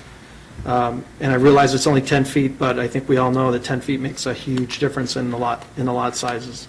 Not to mention, since 2008 until now, we're talking about an increased density of 41 units in that particular lot, which already backs up to an existing residential. My problem with this is not 9.9 or 7.1, it's strictly in 9.8. While I don't accept the premise that the property values are going to be affected, or the schools are going to be affected, or the crime rate's going to be affected, I am concerned about the density and the setback changes, particularly in these people who are now going to have new neighbors that are not what they bought. And granted, I appreciate the mayor's comment about when you buy your lot, that's what you buy. You don't get to buy the view, you don't get to buy what comes up behind you. But if you're doing a lot of due diligence and you look to see what's going in behind you before you buy that lot, and you look and see what the density is, we're changing that. And I think that's that's unfair, and if my memory serves me, that is exactly what the 25 people that contacted us have said that they have a concern with. And I share that concern with them, and as their representative, I'm not in favor of changing 9.8. Councilman Loretano. Councilmember Stipp brought up a question that, and I can't see how this one's, so I had to bring in my own. 7.1 on the aerial map up here is the one that has neighbors around it, and we're losing density on that one, right? That is correct. Okay. And then 9.8, does it, and I'm just trying to pull up my map here. That's a wash in between there, right? So it is not back-to-back to any other property, right? Mayor, Lord, Councilmember Loretano, there is an open space tract on the east side of the gas line easement that runs through there, and there's a 50-foot wide gas line easement that separates 9.8 from 9.3 and 9.4. Okay. And are there any homes, you said right on the other side of 9.9? What will border that on the kind of the upper part of 9.9? To the north, it was proposed for development with custom lots, relatively large custom lots. So as this sits now, I just want to make sure I'm right, just looking at this, because it's really hard for me to tell on that one. There are no homes that will be back-to-back to the ones on 9.8. There's the easement between the two.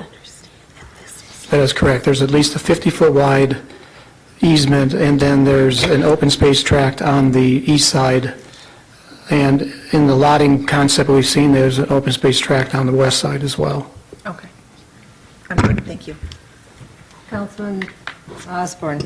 And are these lots that are Serenity, are those backyards facing, I'm assuming what did you call it? It's a wash or whatever you're saying the easement is. Are those view fences by any chance? Because it's going on open space. Technically open space. Mayor, Lord, Councilmember Osborne, I'm sorry, I can't tell you off the top of my head. I don't remember what type of fencing was right there. But with the blow-up, you can see where there's the open space tract in 9.4, and then to the north in 9.3, the cul-de-sac bulb comes and ends into the open space tract. So there's really not any lots in 9.3 that back up really to 9.8 directly.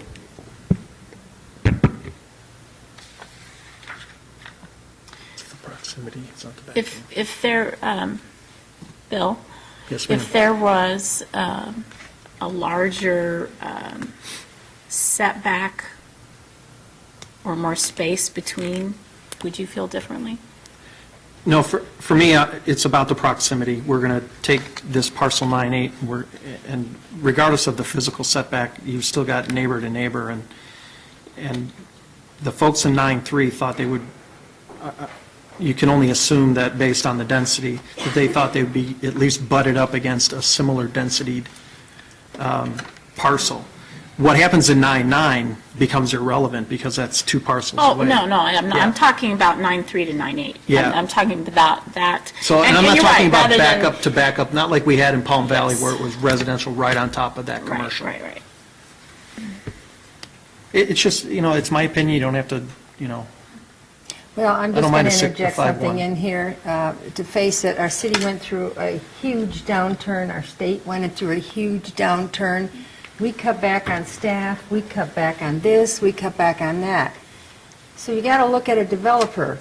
A big community like this, it's unrealistic to think that they're going to be able to develop this when the economy falls down to the bottom, and now you all expect them to still build the density they have and all the wonderful things. It's not life. It's not realistic. Normally what happens, I have found in my experience, and I did 11 years of this, I had communities that had $1 million homes in, and the downturn came, and they brought in a lower house, and they brought in a good-looking house. The only difference was the size of the house and the size of the home site.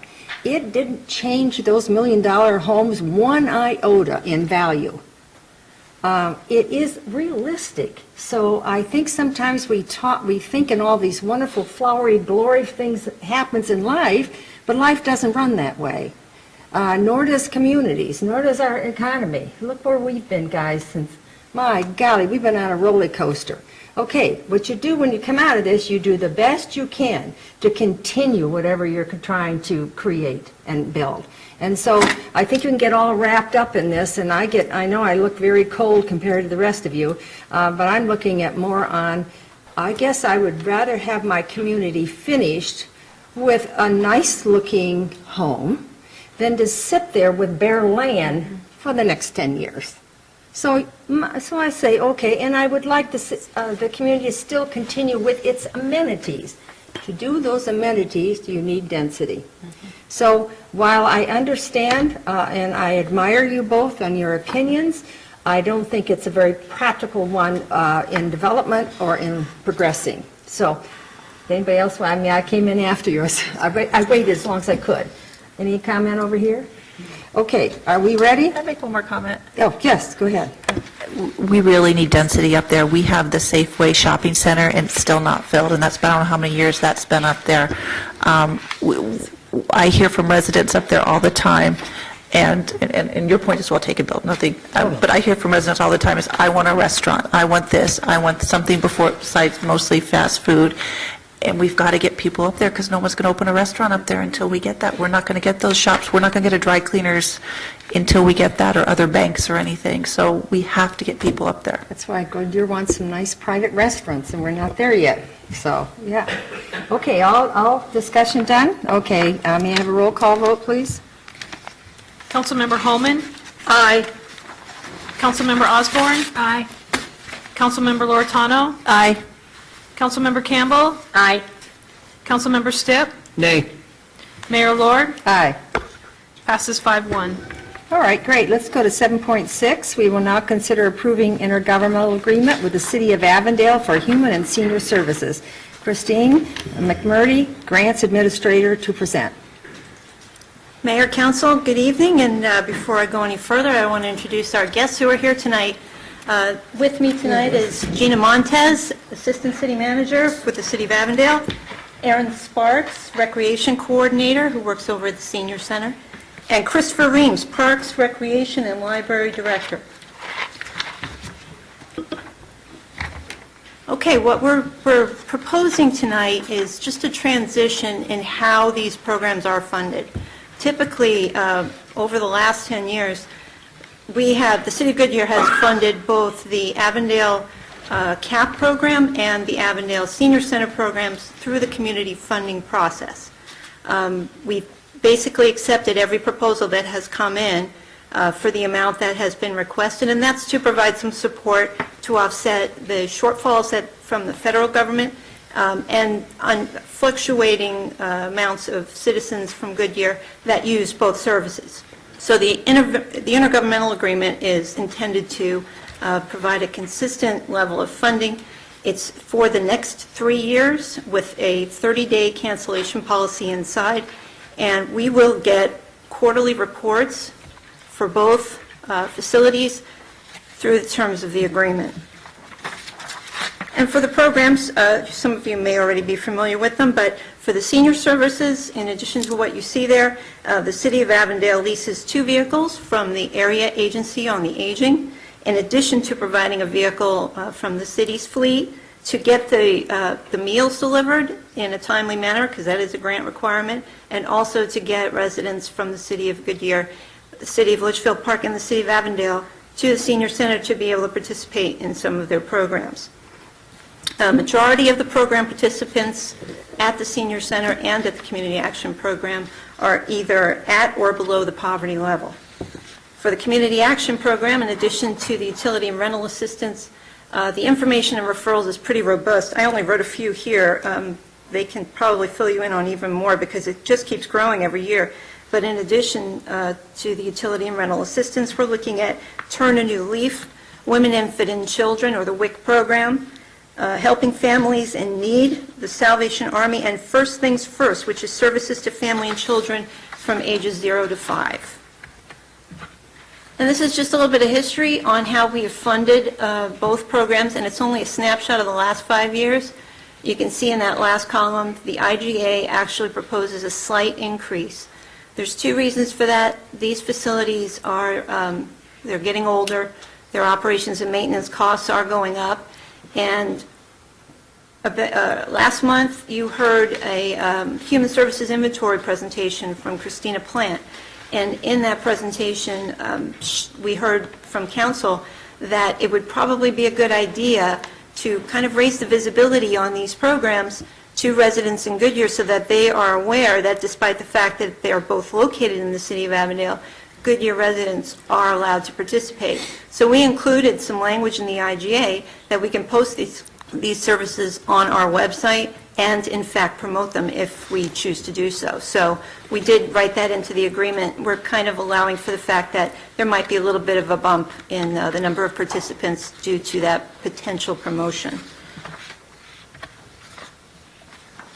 And so this is kind of a breakdown on where the funding comes from. Both services are heavily supported.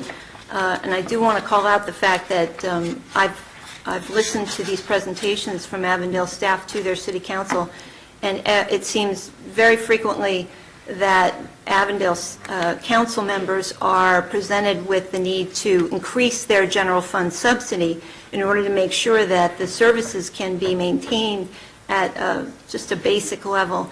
Really, a lot of the funding that has been requested from the city of Avondale is just to provide some staffing to ensure that there are people there when not just our residents, but other residents in need come in there. So you're seeing pretty much a breakdown. The Avondale Senior Center relies mostly on area agency on the aging funding. That is a drop down from the federal government. There is a federal program specifically for the elderly that provides that funding. So area agency has the responsibility of doing the grant compliance. They're the ones that come in and do an audit. And we have requested a lot of that information and have received it. So we can certainly vouch for the fact that that program is being checked. And then participant donations, participants are not required to donate. That is really at the participant's discretion. Non-federal in-kind support is the City of Avondale support for the facilities to keep them open and maintained. And then any donations that Avondale gets from cities like Goodyear, they do get some funding from the City of Litchfield Park. And then the Community Action Program is the one with a more robust setup in terms of the federal funding, but this is where we've seen a little bit of a hit in the last couple of years. So these are the services that are intended for folks who may suddenly lose a job, suddenly lose an income, need to be able to make sure that their utility bill is covered while they are able to go out there and look for a new job. That's the kind of programs that come through here. It's really meant for emergency situations for really anybody in the service area. And you can see that in the last 2 years at least, there's been a 10% reduction in administrative funds, which has posed some challenges in terms of keeping the facility staffed. And then this is from, the City of Avondale provided this to us. This is their count of all of our residents that have been served there since fiscal year 2010. Every year through the community funding process, they've given us an updated list with the tally of this information. And again, we're kind of looking forward to be able to see this on a more regular basis as we start to move forward in our strategic action plan and our CIP plan, looking toward more facilities that might be able to serve our residents I think this information might prove valuable for setting some thresholds, some performance measures, and I think also being able to talk more frequently with the City of Avondale about how they administer these programs will be information that will be very valuable for us.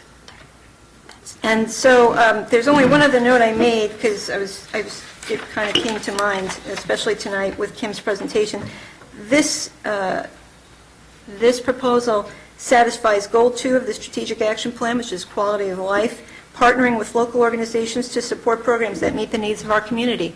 So with that, I'm more than happy to take your questions, and I'm going to invite Gina up here to see if she wants to say a few things.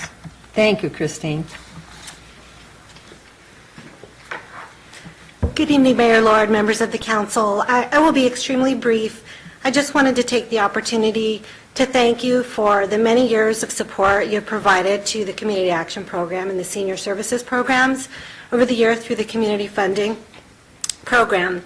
And I also wanted to let you know that the funding actually does not go to what you would normally consider administrative overhead support. It actually is all direct service. It's kind of a misnomer, but that's kind of what the county, how they describe it. But it all goes to direct services to your residents.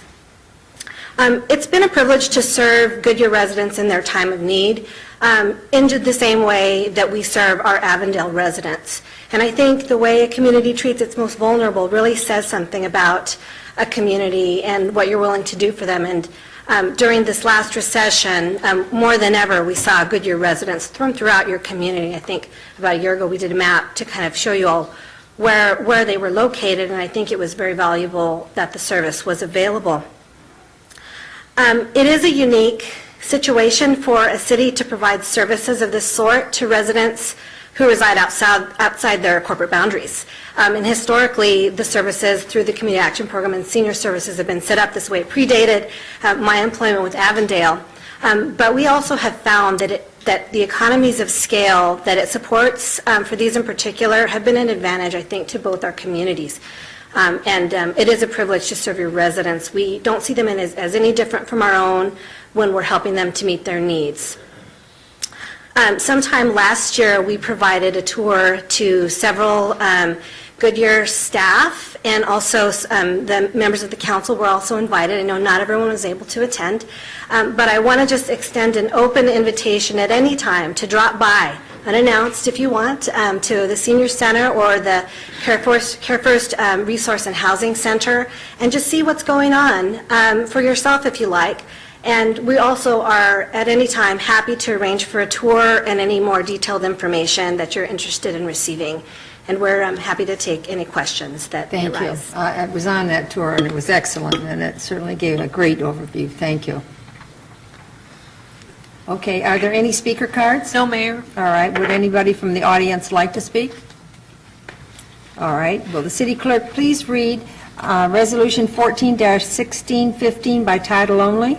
Adopt Resolution Number 14-1615, approving an intergovernmental agreement with the City of Avondale for the provision of certain human and senior services for Goodyear residents, authorizing the city manager or designee to execute documents necessary to carry out intent of the intergovernmental agreement and resolution, and providing for an effective date.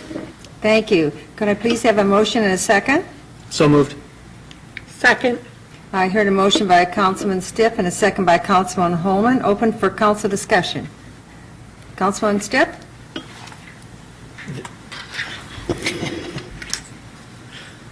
This is, all I can say is it's about time.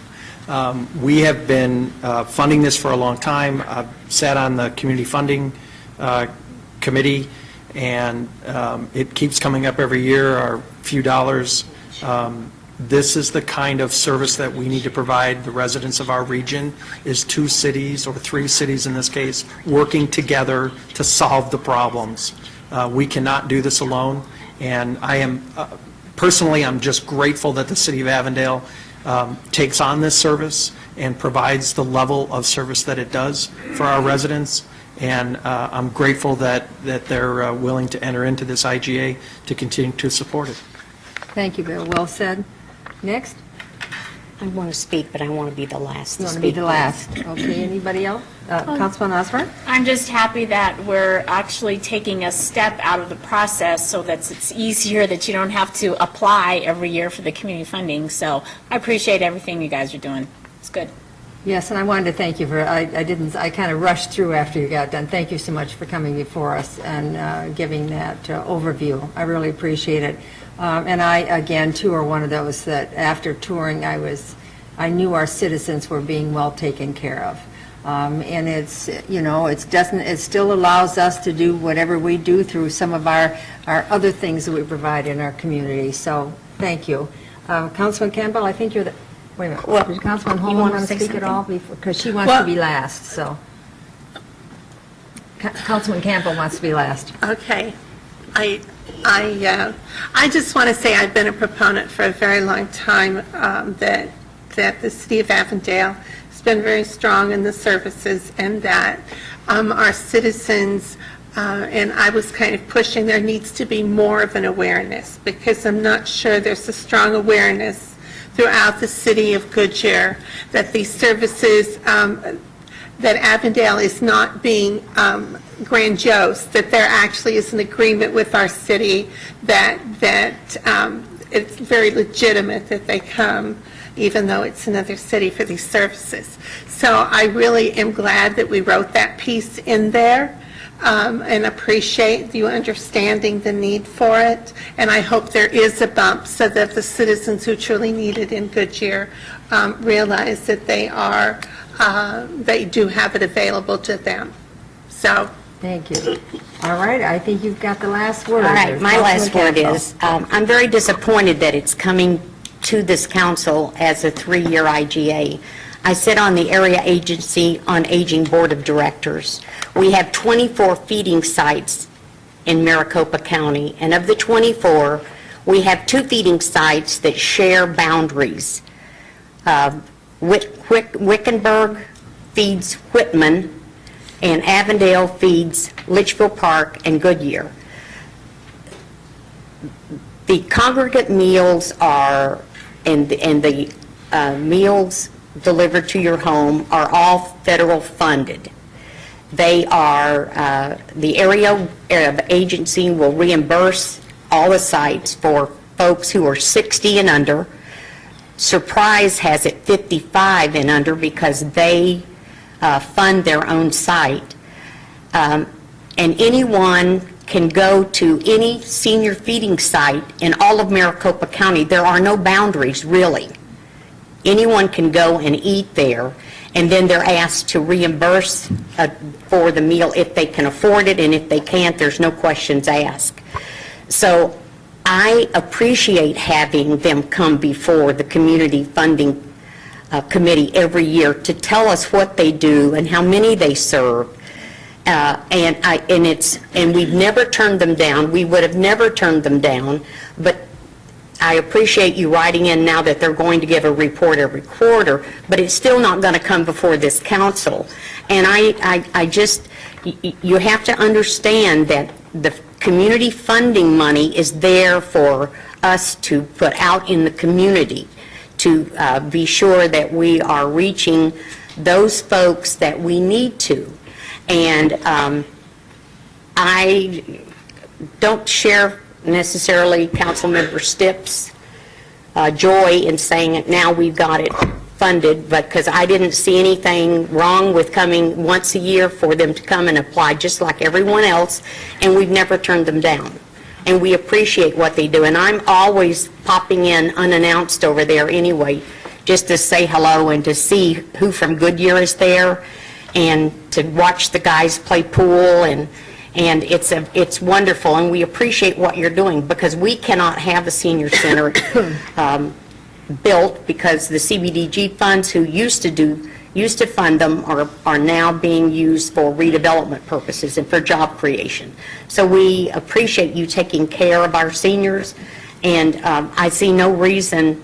I mean, I'd like to have you come back every year, but I'm the lone voice, but, you know, and the Area Agency on Aging is not going to cut your funds any more than they have to. But federal programs, you never know how much you're going to get, and you don't know really when you're going to get it, because federal programs, historically, until the budget is passed, none of us know. And it depends on their emphasis on how much they're going to cut. So they're not necessarily going to cut all the funds away from feeding seniors because of the outcry. I'm sure I could hear Art now if they tried to do that. But we do thank you for all that you're doing, and I would prefer that you just come once a year with your proposal, just like everyone else, just like you do when you go before Litchfield Council and ask for their consideration as well. But thank you. Thank you. Okay.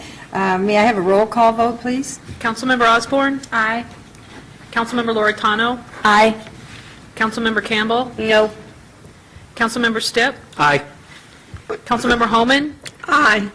Mayor Lord? Aye. Passes 5-1. All right, thank you very much. Yeah, can we take a break? Oh, you do need a break? Okay, we're going to 10 take a 10-minute break, all right? See you back at the table at 8 o'clock.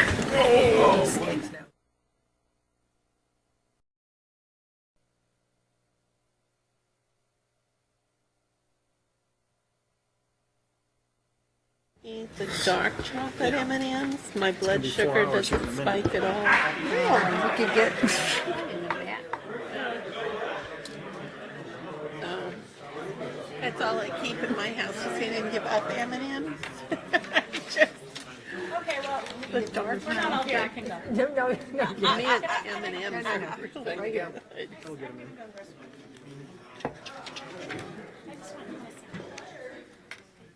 I wanted noted you weren't waiting on me, For the record. just for the record. Okay, let's continue. So we have a meeting in the We're morning. on 7.7.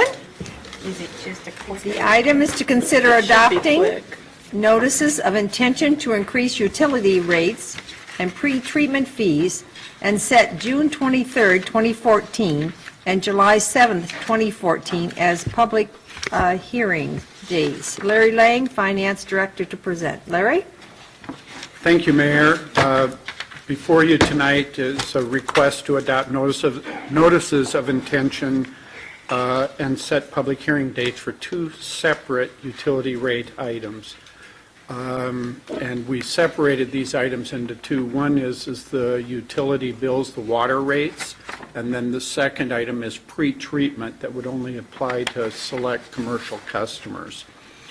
This item was first discussed in a work session with you on March 17th, and then again on April 21st, when we were doing a budget revenue item. We told you we were going to post a notice. That was under a different set of statutes that require 60-day notice, and now the notice of intent that we're talking about now is a requirement that must be posted 30 days in advance for both increases. I'm not going to go into depth because the action tonight is just to continue a process, but this is to schedule the public hearing for the proposed utility rate increases is June 23rd. Those rate increases are intended to average a combined, or average 5% in the combined water and sewer rate. That's an average throughout the community. And then the pre-treatment fees public hearing will be on July 7th. I'd be happy to take any questions that you might have. Thank you very much. Are there any speaker cards? No, Mayor. All right. Would anybody from the audience like to speak? Could I please have a motion, a second, to adopt the intent, we're under number 1, by the way, okay?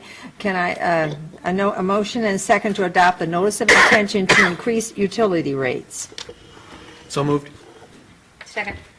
I had a motion by Councilman Stipp and a second by Councilman Campbell. Open for council discussion. No discussion. All in favor say aye. Aye. Aye. Opposed? The ayes have it. Let's go to number 2. Can I please have a motion, a second, to adopt a notice of intention to increase and implement new utility pre-treatment fees? So moved. Second. Councilman Campbell motion, second is Councilman Osborne. Open for council discussion. No discussion. All in favor say aye. Aye. Opposed? The ayes have it. Let's go to number 3. May I have a motion and a second to set June 23rd, 2014 as the date for a public hearing on the adoption of the proposed utility rates? Do I hear a motion? So moved. Second. Heard a motion by Councilman Holman and a second by Councilman Stitt. Open for council discussion? No discussion. All in favor say aye. Aye. Opposed? The ayes have it. Number 4, could I have a motion and a second to set July 7th, 2014 as the date for public hearing on the adoption of the proposed pretreatment fees? Do I hear a motion? So moved. Second. I heard a motion from Councilman Campbell and a second from Councilman Holman. Open for council discussion? No discussion. All in favor say aye. Aye. Oppose? Ayes have it. So now we're going down to 7.8. We will consider approving the fiscal year 14-15 tentative budget, and Kim Bradford, interim budget and research manager, will present.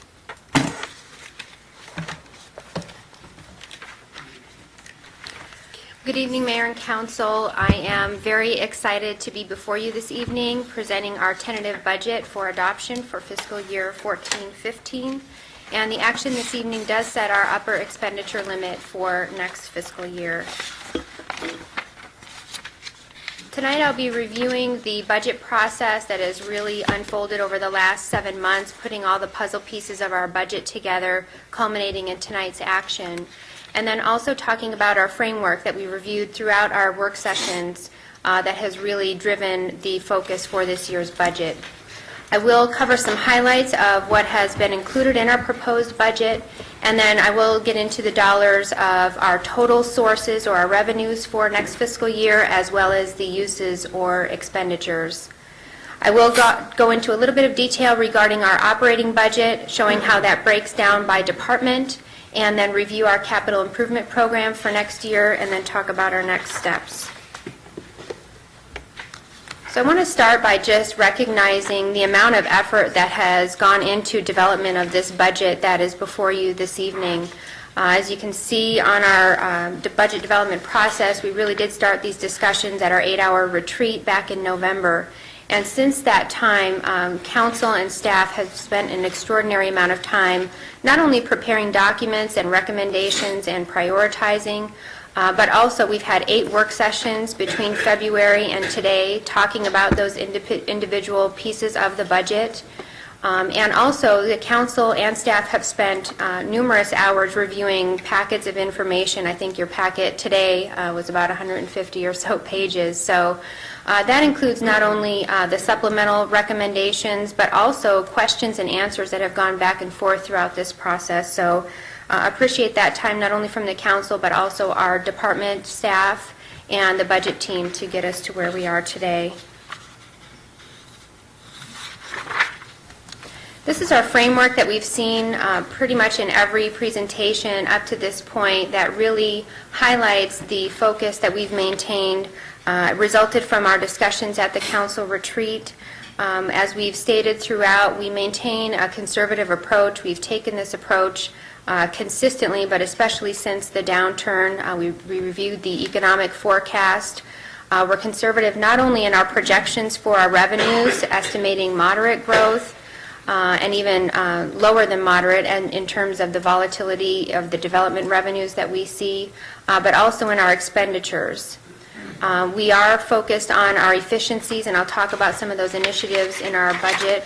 And then ultimately, we are maintaining our focus on our results, and you heard this in our Strategic Action Plan work session through our CityStat program that we are reviewing on a quarterly basis, our priority-based budgeting to make sure our recommendations are aligned with the priorities of the city, and ultimately so we can maintain that high level of citizen satisfaction. So really quickly, just some highlights of what is incorporated in the proposed budget for fiscal year 15. We are maintaining our core services. As we heard in our citizen satisfaction survey that was reviewed a couple weeks ago, we are receiving high satisfaction rates from our citizens, and this budget will maintain those. We also have had strong direction to review our current asset management. And when I talk about that, that means our infrastructure in the city and our equipment, and making sure that we have a handle on not only what do we have right now, but what are we bringing into the city, and making sure that we have a financial strategy to fund those replacements and maintenance, taking care of what we have as we look to the future and we're building services. So we have addressed that in the budget, not only through some technology support so we can have a big picture of what that looks like, but also the replacement fund that's been established for fiscal year 15. We have $5 million of one-time funding that can be used to address those needs as we identify those and begin to move those forward. In terms of growth and economic development, this is a priority in our strategic action plan, and we've really taken a data-driven approach. As we've talked about, we are making sure that as we move forward and we're seeing increased growth and development, that we have trend information and workload indicators that justifies adding in that area. So we're not reacting to spikes in activity, but really that sustained level that warrants that. And because we want to address those workloads in the most cost-effective manner possible. So we do have some recommendations for additional positions in fiscal year 15 that will support those growth trends that we have seen that have been established through the workload indicator data that we've reviewed. But also where we do see some spikes in activity but did not see that sustained level for a new position, we have recommended temporary funding one time so we can continue to evaluate that and make smart decisions about when the right time is to add that to our base budget. Technology has been a strong initiative in the city, and that is really kind of the underlying foundation for a lot of our discussions around efficiencies and making sure that we are maximizing the resources that we have. And so we have not only our enterprise resource planning project that is incorporated within our capital improvement plan next year, but also technology in terms of how we support economic development. And I mentioned our continued investment in our fiber infrastructure, so we have that available for businesses as they come into the community. We continue investing in our employees. As you've heard our city manager say on more than one occasion, employees are our greatest asset and really are the face of the community as we deliver those core services every day. We did incorporate into the budget some health care cost increase for all employees. That's the city's share, and then as we saw those increases, some of that increase was placed on the employees.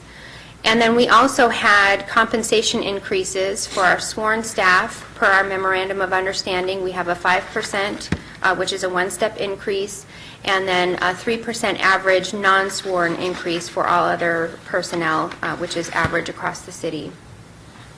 In terms of public safety, one of the items that we discussed during the retreat was evaluating those public safety needs, not only operational, but also what are those facility needs as we've been kind of prioritizing and evaluating those as we move forward. So in this budget, we have additional officers, 2 new officers that will be out on patrol, and we're also addressing our evidence and forensics program through a new position, as well as our evidence facility tenant improvements. And then also in our capital plan, we have the first portion of funding for Phase 1 police patrol facility that we will see hopefully by the end of calendar year 2016. And then lastly, in terms of public amenities, one of the things, and we discussed this a little bit at the work session, is our direction from Council is that as we look at our capital improvement plan, let's make sure that as the funding is brought forward that we have discretion on, that we create a balance between the quality of life or sense of community projects that are typically those parks and art projects and the infrastructure or growth-related projects. And so we've seen, and I'll talk a little bit about this when we get to the capital improvement plan, but an investment in those unimproved median areas, enhancing those to beautify the city, as well as parks funding for general park improvements for our existing parks, so we can address those needs as identified by our parks performance measures. Before I get into the numbers, I just wanted to take a moment to talk about all the information that was in your council packet this week. As I mentioned, it was quite lengthy, but it does break down all of the high-level information that I will cover and that we've talked about over the last 4 months. down into numbers in terms of revenue and where they come from in each fund, as well as department budgets. You will see the financial policies that are adopted each year as part of our budget action. Those policies are the same as what we have in place today. They are included in your packet. And as we discussed at the expenditure work session, we are in 100% compliance with those with the fiscal year 15 budget that we've brought forward for you. Also, we have in the packet department budget section. So this is basically an excerpt of the final budget book that you will see after we adopt the final budget.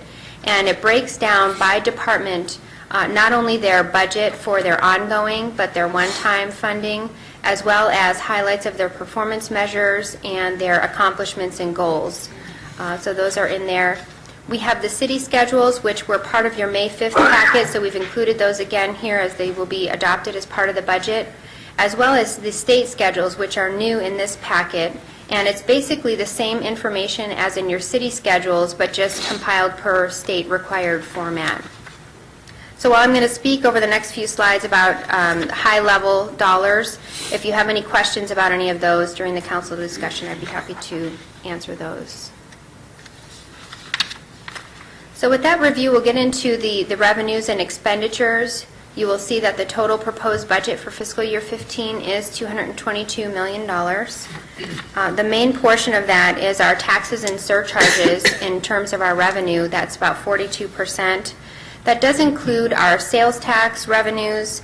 It has our $6 million of construction sales tax within that number. That is one-time funding, whereas the other items are ongoing.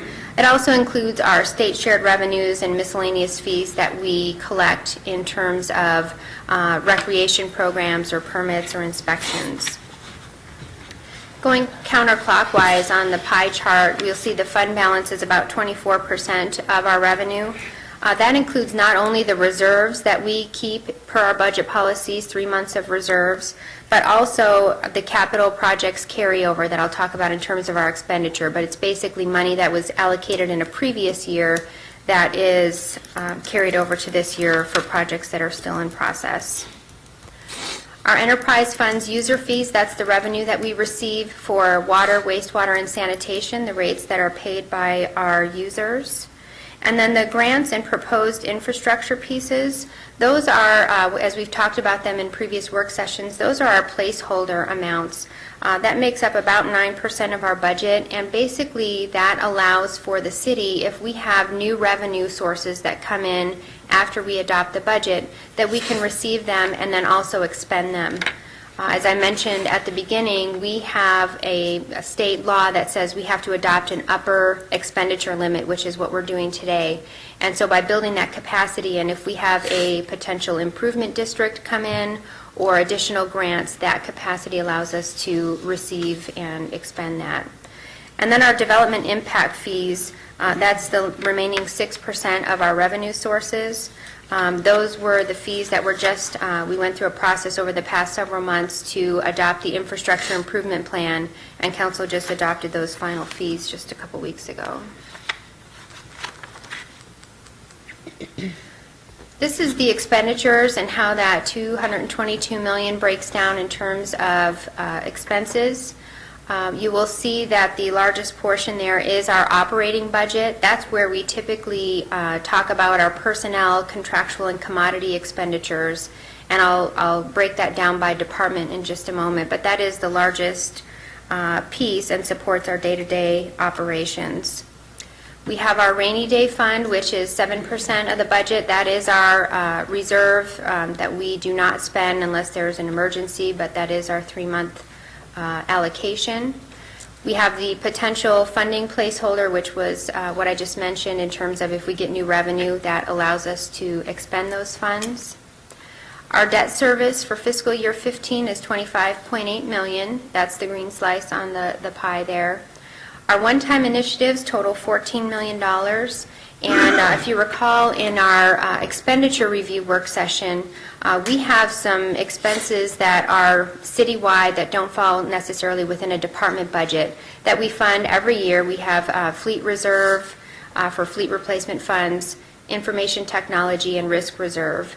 And then that also includes our new initiative this year, that replacement fund that I mentioned just a moment ago. And then lastly, the 24% remaining in the red slice is our capital projects. That is $53.1 million. That's about half and half, split between carryover for projects that were previously approved and have funding that will carry over to next fiscal year, and the new projects that are going to be adopted for fiscal year 15, which I will cover in just a moment. This slide you saw as part of the draft budget review, and it's basically a comparison of the proposed budget for fiscal year 15, those large components that I just covered, and how they compare with our current year's budget. And I just want to point out the two main areas that are making up the difference. You'll see the capital projects. As I mentioned, we have a total of $53.1 million in this year's, in fiscal year 15's proposed budget. And the main difference between what we're proposing and the current year is our new projects. When we adopted the fiscal year 14 budget, we had about $12.5 million worth of capital projects. Bless you. And we've basically doubled that for fiscal year 15, so that accounts for the big jump there. And then also our one-time budget initiatives, and you'll see the difference there. And again, that's attributable to the new initiative that we have for the one-time funding for our replacement fund. This is an overview of our operating budget. As I mentioned on the previous slide, it's a total of $92 million. That is total, all funds, including general fund and the enterprise funds. I did note on this slide the general fund portion, since we sometimes talk about the general fund separately, so that portion is $62.9 million. Something else I wanted to point out in terms of the total operating budget is we do have about $5 million in one-time funding, and what that means is that was one-time dollars that are awarded to department budgets that are not added to their base, so it will not be sustained for future years. Our public safety budget is 33%. That does include our police and fire. That's the biggest segment that you see on the pie chart. And then next we have our public works, which is the second biggest component, and that's 23% of our total budget, and that does include the water, wastewater, and sanitation, all our enterprise areas. Along the bottom of the pie chart, you'll see we have a few areas that are about 10% each of our operating budget. We have our Parks and Recreation budget at about $9.5 million. That does include our stadium division within that budget. Support services is about $9.1 million. That's our finance, human resources, and information technology component. And then lastly, the general government is another 10% of the budget, and that includes those internal administrative areas such as city manager's office, legal, clerk, municipal court, and the non-departmental area, those one-time initiatives that I spoke of. And then lastly, we have our development services and engineering. That's the last 14% of our operating budget. That does include our streets program and our pavement management area as well. As we've been discussing over the past several months, we have been developing a 10-year capital improvement plan, and I'll talk about what that looks like in just a moment. But wanted to spend some time on the projects that are proposed for next fiscal year and how that funding breaks down.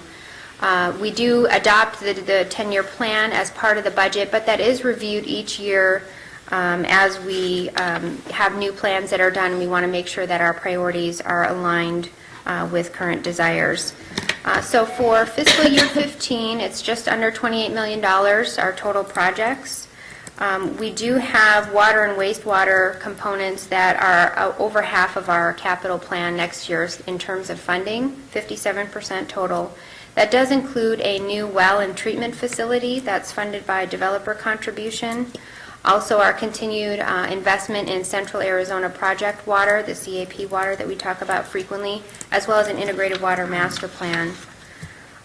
In terms of art and parks, that's another 8% of our funding for the capital plan next year. As I've mentioned, we do have $250,000 for general park improvements that will improve our existing parks, as well as funding for median enhancements for 4 unimproved areas in the city that have been identified as high priority. And we also have the initial funding allocated for the future recreation center. That's what we are now calling, what we were referring to previously as a multi-gen or community center. So it would be the Goodyear Recreation Center. And if you recall, in the 10-year plan, we have a strategy to have that funded at about $9.9 million by fiscal year 20. And so in fiscal year 15, we are allocating the first part of the funding for that. In terms of facility and technology, that's $8.5 million, and that's made up by 2 projects. The enterprise resource planning that I mentioned earlier is about $4.5 million, and then our initial funding for the new police patrol facility, which will also have funding in fiscal year 16. And then we also have the last 6%, which is our streets projects. Those are funded by development fees and related to growth. In terms of the 10-year plan, we do have just about $373 million total. This does incorporate the infrastructure improvement plan and all the development fee revenue that we've talked about that was kind of on a separate track but parallel to the budget process. We do incorporate those growth-related projects into our capital improvement plan. So over half of the funding over that 10-year stretch is development fees. Some key projects, we've reviewed this throughout the budget process, but just want to highlight that you'll see not only water and wastewater, and I mentioned we have a 5-year plan for building a transmission line to bring Central Arizona Project water or surface water to the city. We also are continuing the median enhancements, so I mentioned we have some funding in fiscal year 15 for that, and we have additional funding in the 10-year plan to continue to advance that plan. We do anticipate the capacity to sell general obligation bonds within the 10-year period of this plan, and so right now that is programmed for City Hall, approximately fiscal year 20, about $42 million. We also have continued to advance our fiber projects. We have funding in multiple years from the Maricopa Association of Governments to continue funding our fiber infrastructure. So that concludes the high-level review. It is our recommendation that Council adopt Resolution 14-1623, adopting the tentative budget for fiscal year 14-15 as presented. In terms of next steps, as I mentioned, the action this evening will set our upper expenditure limit. We have posted notice of the public hearing on June 23rd to adopt the final budget. All of our state schedules will be posted on the website and also available at City Hall and the library. We will have that public hearing on June 23rd, as well as the action to adopt the final budget. And June 23rd will also have our public hearing for the truth and taxation notice, leading up to our final property tax levy adoption on July 7th. So that concludes my presentation. I'd be happy to answer any questions. Thank you. Great presentation, Kim. Thank you. Are there any speaker cards? No, Mayor. All right. Would anybody in the audience like to speak? Will the city clerk please read Resolution 14-1623 by title only? Adopt Resolution 14-1623, adopting the fiscal year 2014-15 estimates of revenues and expenses for the City of Goodyear, including estimated property tax levy and property tax rates, as the tentative budget for fiscal year beginning July 1st, 2014, and ending June 30th, 2015, setting forth the receipts and the amounts estimated as collectible for the previous fiscal year, the amount proposed to be raised by direct property taxation for the various purposes, giving notice of the time for hearing taxpayers for adoption of budget and setting the tax levies. Thank you. May I please have a motion and a second? So moved. Second. I heard a motion by Councilman Stipp and a second by Councilman Loretano. Open for council discussion. Did you? Yes. Yes, Councilman Osborne. Well, I'd like to thank staff for all the hard work. You know, the budget is a document that you all live by, and it's something that's planned to try to be balanced through so many things, and I appreciate how you try to do that. I mean, there's things that I wanted, and we know it's the parks, but I can't have everything I want, and, patience is a virtue, and that's okay. So I just wanted to give my appreciation because I believe that you've balanced it the best you can. And this has been great for our citizens.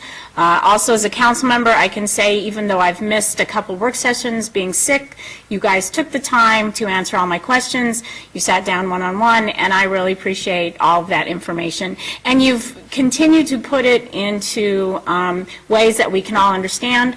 And I also think that having the in-focus, going out to our citizens, also talking about the budget, is a good thing. And I think that, they'll realize that they're part of that, part of their government that they're getting to read about. And so I appreciate that.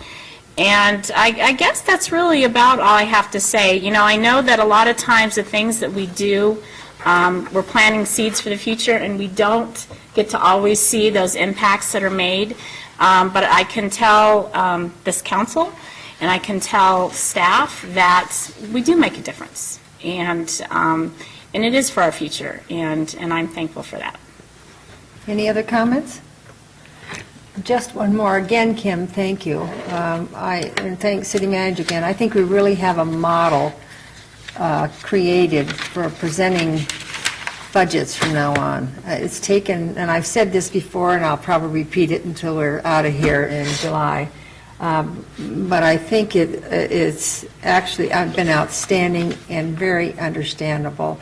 And when we've had a couple comments, or a comment from a citizen who said we haven't been transparent enough, and we haven't talked about the budget and other things that the person said.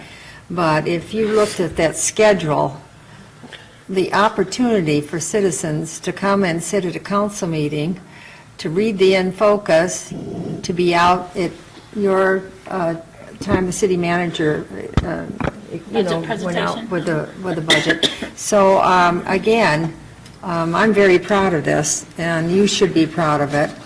And I venture to say I think we're one of the cities that really has found the right process. So, yes, City Mayor, Manager thank you Ryan. very much.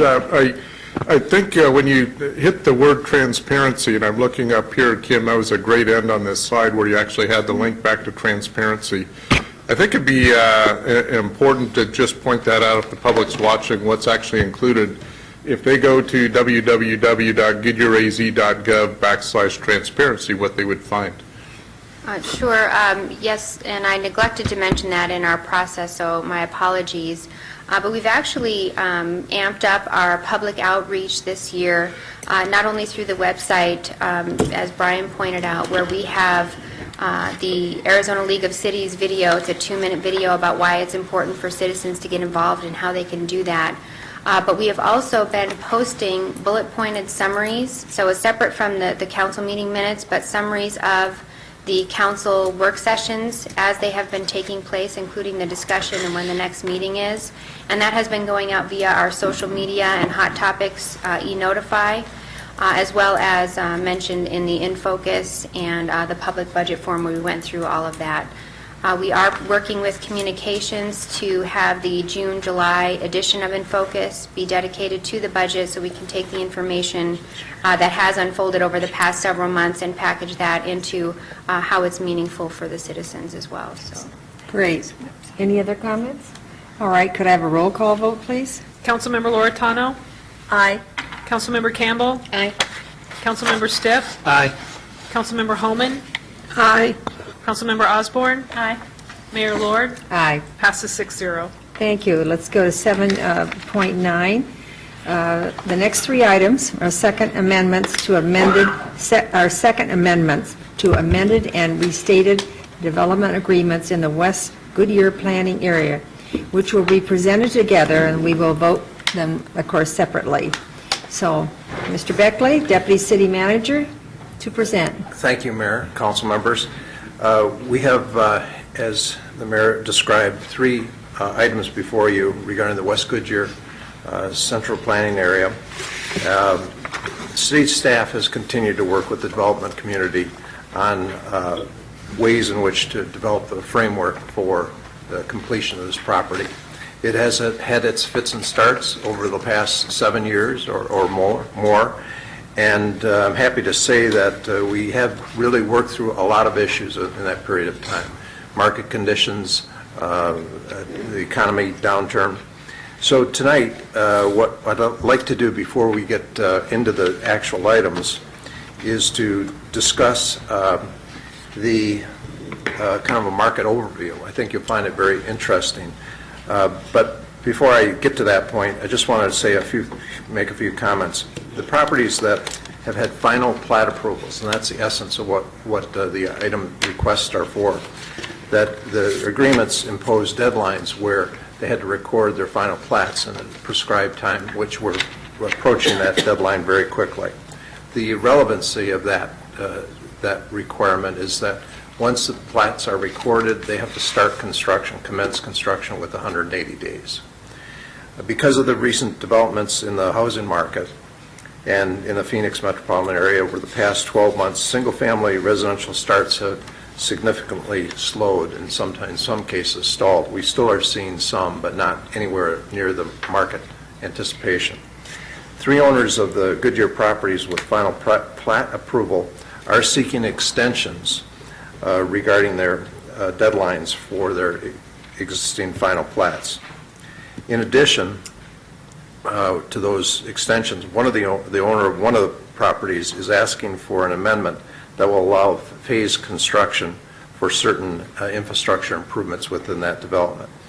Tonight, Michael Martindale, a representative of 3 of the Goodyear property owners with requests pending before council, is here tonight to give his view of the current state of the Phoenix market, real estate market, and put these requests in perspective. I think you'll find the presentation very interesting and informative. Following Mr. Martindale's update, Sarah Chilton will then present the 3 items together, answer any questions, and request your consideration of those amended development agreements. So with that, I'll invite Mr. Martindale to... Welcome, Mr. Martindale. Thank you very much, Mayor. Members of the council. Just press the cursor, okay. My report's only 6 pages long. I'll be very brief. This is reminiscent of a meeting I had in 1990 when I was driving Ed Robeson to Suncor's office. And we were saying, I think this recession's going to break loose fairly quickly, and maybe we can be ready for it if we plan ahead. And that was our first project that I was involved with in Goodyear, and that deal closed in 1991, and we can see what's happened across the street. The overview that I presented or prepared tonight is using other people's data. Which one do I push here? Sorry. There. And I'm sorry the print is small, but it's a lot of data to put on a page. The highlight is the intersection of the orange horizontal line and the first edge of the yellow lines. This is the Central Arizona Home Builder Association permit data by city, published monthly by the home builders. And you can see Goodyear is the line I've outlined in orange. And we dropped permits from March of 93 to April of only 68, which was a drop of 61, which has been very frustrating in the marketplace. We're 12%, as you see in the bottom right-hand column, year-to-date from 03 valley-wide, behind, and in Goodyear, we're 17%. Gilbert, on the other hand, which has been touted as the first market that was in full recovery, is down 23% and dropped 50 from the month before. So where we were, and I'm going to go to the far left column now, which was April of 13, if you look at the bottom, and we'll focus on that horizontal total line.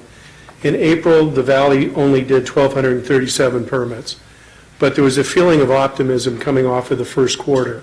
Sales were improving, the REO problem of repossessed houses was starting to diminish, And we were relatively flat in permits in May of 1256. In June, we dropped a little and didn't really worry, thought, okay, it's the summer. But then, really, by September, we realized that there was a systemic problem in our housing market. We dropped to 866 permits. October, November, December were continuing to be flat. January, we always think is going to be slow until right after Super Bowl, and then the spring selling season is going to hit. Somebody forgot to announce it, because in February, we only had 906 permits. March, we were able to get to 1026, and then despite drop-off in Goodyear and Gilbert, we did manage to hit 1,070. So I bring you this context because I think what we need to focus on is measurable data points. We can do this monthly. We know that staff gets this report. We'll ensure that they get it. So just flipping to the next, so I guess that's my job. Everybody asks, what is the new normal? Well, the last normal year in home building was before interest rates went crazy, and we've highlighted that. And this is City of Gilbert single-family detached permits, and we've gone back to 1997. But Goodyear. Sorry, Goodyear. Gilbert's also near to my heart, and it didn't do that well. So in 02, we had 1,839 permits. As you can see, all of the planning and the projects that we're here before you tonight to discuss were being staged by home builders and others through 03, through 05, and we're planning on opening in 06, 07. The market blew up, as we know, and really in about May of 06, we realized that there was some really very heavy headwinds coming toward us. By 07, some of the projects that we're talking about tonight were jettisoned by the builders that owned them and by the investors that were trying to entitle them. And we've been very flat since then, but this again is a data point worth looking at. We put that in the next slide in a graphic presentation to try and show at the bottom, that red line is what Gilbert last normal year looked like at, Goodyear. We're going to have to get him I know. we have to get you a little paddle that says Goodyear on it. We'll just have to hold I it spent up. the afternoon having the same presentation for Morrison Ranch in Gilbert, so another A location. So anyway, at 153 a month in a normal year, and we should be better than that, we're nowhere near that at the moment. The top black line just simply shows valley-wide permits and how they've been fluctuating, and it's nice to see it trending upward. The next slide is to try and put it in context that we weren't alone in some of our projections. The Greater Phoenix Real Estate Consensus Forecast is put together by the Greater Blue Chip, which is W.P. Carey and others. We're proud to participate in that. On the left, CRA LLC is my firm. And we thought we were conservative in 14 with 12,500. We were actually, turns out, right on. In 15, we're projecting 17,000. We're a little nervous. We're hopeful that that's going to take place. But you can see that everybody from APS, ASU Realty Studies, Belfiore, who's a great consultant, Elliot Pollock, who we'll quote it second in your handout. I'll not spend time on it, is a piece that Elliot Pollock publishes monthly, and it has a segment on home building. We think this year, if permits continuing to increase, we hope to hit 12. Right now, if we annualize the pace, we're really at 10,500, which is unbelievably slow. As it relates to Goodyear, we also try and look at microdata. This is using Belfiore data, and by lot widths on the left of 50 to 55, 60, and 70 to 75. We look at 2 points in time. We looked at Belfiore's data for new home build price, and you'll see 2 lines, February 28 and April 4. And it's unfortunate, but the demand is so soft. Builders were discounting their new home prices that we see in the red. And if you go over 3 more columns, you'll see the sales per month are very, very anemic. We need those to be north of 3 a month, and we need to be burning through our inventory at a better pace. And again, we monitor this every single month. The next slide tries to put some relativity to our more localized Goodyear market south of I-10, which is where these properties are concentrated. In the blue, we look at what the average new home asking price is, and then the yellow is a compilation of Cromford data, and it is used home average pricing. You can see that they're in recovery. But for this market to be functioning at the level that we need it to be to afford this infrastructure, we need new homes south of 10 to be averaging about $312,000. We were on trajectory for that to happen first quarter of last year. We could see it. We went up 36% the year before. We said we can't sustain that, but we didn't think it would drop to 7 or 8%. So moving forward, that's really the last slide. My lawyer always tells me to put a disclaimer in. We won't read it. But we're prepared to come back monthly, quarterly, whatever it takes to report on these data points. But I think, as we said with Ed Robeson and Suncor in 90 and 91, we need to be ready for when this thing turns. We need to plan infrastructure prudently, but our timing of it and deploying it is really critical. Put it in too early, you get the disaster that we just lived through. So it's going to be just-in-time planning. With that, I'll entertain any questions you might have. Mr. Martindale, thank you very much for that. It was a sobering report. And I guess we just have to put a little faith in that we're going to start. Last 2 months, we're trending in the right direction. You're absolutely right. Thank you.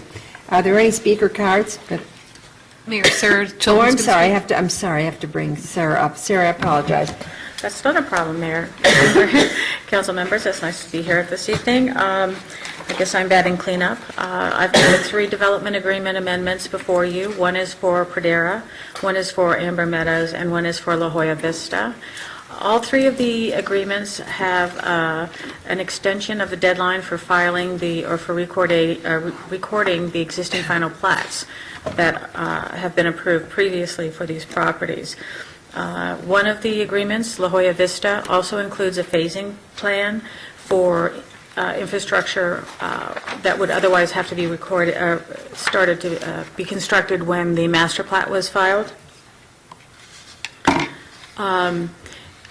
All of the changes that are being made are really in response to market conditions. When we started the amended and restated development agreement process for the West Goodyear properties, as Mr. Martindale said, we were optimistic that the market had been returning quicker than it was. And what has been occurring is that it has slowed down.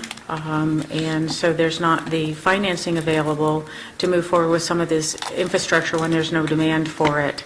The other part in terms of the phasing is that La Jolla Vista platted the entire property. That's the existing final plat that we have.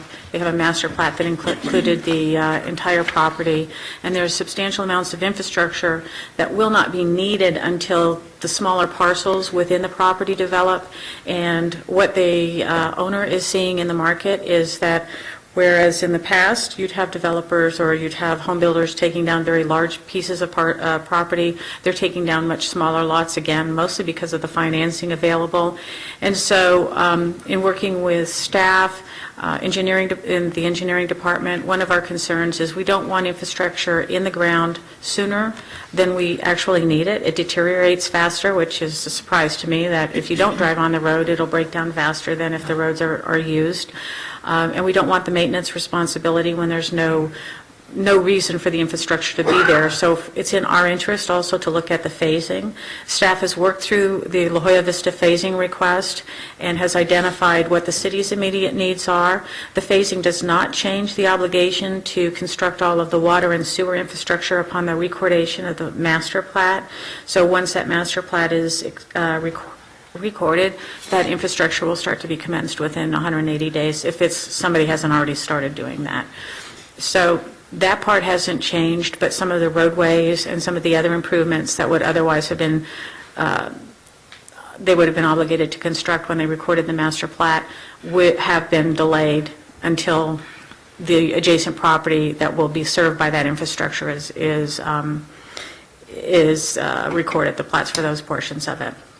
And that's really The scope of the amendments, the current recordation date timeframe is May 31st, so we need to extend that, otherwise they will expire. There's no reason for the final plats to, for the process to begin again, because there's nothing changed in our standards that would change what was required for it. So staff was not uncomfortable with recommending that we move forward with an extension on these existing final plats as well. Do you have any questions? No, we'll get to that. Thank you very much. Are there any speaker cards, on items 7.9, 7.10, or 7.11? No, Mayor. All right, thank you. Would anybody in the audience like to speak? All right, will the city clerk please read Resolution 14-1628 by title only, please? Adopt Resolution 14-1628, approving, authorizing, and directing the execution of the Second Amendment to the amended and restated development agreement for Amber Meadows, providing authorization and direction to take actions and execute documents necessary to carry out intent of resolution and Second Amendment, and providing for an effective date. Thank you. Could I please have a motion and a second? So moved. I heard a motion by Councilman Loretano and a second by Councilman Osborne. Open for council discussion. Councilman Campbell. So if I'm to understand this correctly, all we're doing is extending the agreement to June 30th of 2015 for them to start building. That would be correct with respect to the Amber Meadows and Pradera development agreements. Well, La Jolla are we- Vista has the same extension, but it also has a phasing. It is phased the construction, timing of the construction of the improvements that would otherwise be required to be constructed when they recorded the master plat for La Jolla Vista. Are we voting on Prada now? No. We're looking at... We're only doing Amber Meadows. We're Amber going to Meadows- vote on them all separately here, okay? Amber Meadows is only the June extension. 30th of 2015. Yes. Thank you very much. I have one question. Councilman Osborne?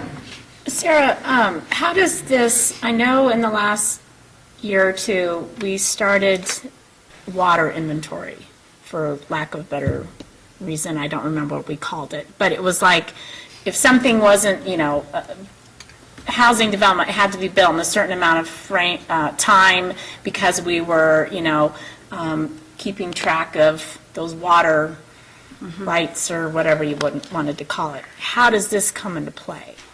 Well, it would, the practical effect of this extension is that it will continue to commit the city to the water resources necessary to serve, in this case, Amber Meadows. It would commit the city to providing those resources until the plat was terminated. Now, these plats were originally approved during a time where there was no expiration date. We have changed that in the development agreement, so there is a termination date, so they would actually terminate if we didn't. But I guess if you looked back to when they first got their plat approval, it was during a time where we didn't have the expiration date. But yes, that was one of the concerns that we had, where we imposed recordation deadlines for final plats, because we are committing resources, water resources, to serve that platted property, so it wouldn't be necessarily available to any other platted property. Well, and we certainly don't want to set a development up for failure. That wasn't Right. my, I don't want to do that. I was just thinking back about, that was something that we had started really keeping track of, and so I didn't know how it was going to affect it. And so. it really is an excellent point, because that was the whole point of the recordation deadlines, is that we were not committing water resources when development wasn't occurring. It was kind of that platting as entitlement versus platting as development, and we were trying to move towards that concept of platting as development, is what you're talking about. Right. This takes us a little bit back for a year's time. Okay. Any other questions? All right, thank you. Could I please have a roll call vote? Councilmember Campbell? Aye. Councilmember Stipp? Aye. Councilmember Holman? Aye. Councilmember Osborne? Aye. Councilmember Loretano? Aye. Mayor Lord? Aye. Passes 6-0. Thank you. Let's go on to 7.10. City Clerk, please read Resolution 14-1629 by title only. Adopt Resolution 14-1629, approving, authorizing, and directing the execution of the Second Amendment to the amended and restated development agreement for La Jolla Vista, providing authorization and direction to take actions and execute documents necessary to carry out the intent of the resolution and Second Amendment, and providing for an effective date. Thank you. Could I please have a motion and a second? So moved. Second. I heard a motion from Councilman Campbell and a second from Councilman Osborne. Open for council discussion. Then no discussion. Roll call vote, please. Councilmember Stipp? Aye. Councilmember Holman? Aye. Councilmember Osborne? Aye. Councilmember Loretano? Aye. Councilmember Campbell? Councilman Campbell? Councilmember Campbell? Sorry, excuse me. Mayor Aye. Ward? Passes 6-0. Okay. Let's go to 7.11. Will the city clerk please read Resolution 14-1631 by title only? Adopt Resolution 14-1631, approving, authorizing, and directing the execution of the Second Amendment to the amended and restated development agreement for Pradera, providing authorization and direction to take actions and execute documents necessary to carry out intent of resolution and Second Amendment, and providing for an effective date. Thank you. Could I have a motion, please, and a second? So moved. I heard a motion from Councilman Loretano, a second by Councilman Osborne. No? Councilman Holman? Oh, I didn't hear it that far down. Sorry about that. Open for council discussion. I just have a quick question, if I Yes, may. Councilman Campbell. Now, this is June 30th as well, and another stipulation? This is the, It extends the deadline for recording the existing final plat to June 30th, 2015. That's the Right. only thing this agreement does, for Pradera. for Pradera. This is what, I thought this had an extra one. that was the last. Okay, all right, got it. All right, thank you. Okay. Roll call vote, please. Councilmember Holman? Aye. Councilmember Osborne? Aye. Councilmember Loretano? Aye. Councilmember Campbell? Aye. Councilmember Stipp? Aye. Mayor Lord? Aye. Passes 6-0. All right, we made it, guys. We're down to, does council have any comments or combination reports on current events? I do. Councilman Osborne? I have to tell you guys something because, you know, we do a lot of things and the staff does a lot of things that we don't, like I said earlier this evening, we don't always get to see the impacts we make. And I have to share with you an impact that I got to see. And hopefully I can do this without shedding a tear, but this special thing that I got to witness also occurred because many people, staff-wise, in the city of Goodyear have helped me over the last 8 years with a bunch of teenagers.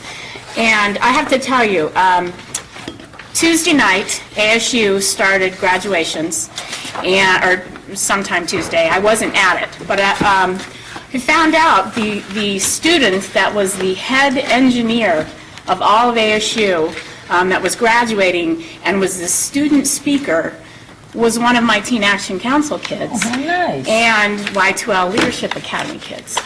So that felt really good. I guess it did. Well, Thursday night, the Millennium High School had their awards night for their seniors. And, you know, there's like close to 500 kids, I believe, in that class. In the history of Millennium High School, they had the top amount overall in their history of scholarships awarded to the seniors in Millennium. $13 million total to a bunch of these high schoolers. And I was there, I will brag, I was there for my daughter. My daughter was getting something. But as I sat there through this 2.5-hour-long program, I actually stopped counting. Over 20 of my teens were award winners. Teen Action Council, Y12 program, and I have to tell you that of Parks and Rec and, gosh, I couldn't tell you over all of the 8 years, the police department and city staff that was assistants, just all of these people have made such an impact in our kids. But then when you stop and think about the entire environment of the city of Goodyear, and you think about our police departments, and you think about our city clerk, and you think about from streets to everything around, we have made this, this city to be a great place for children to grow up, to have opportunities and experiences that help them get to the next level. And so, I wanted to tell you guys all that because, we don't always get to see what impacts we make in people's lives. And I just wanted to share that with you. Didn't I hear you got an award?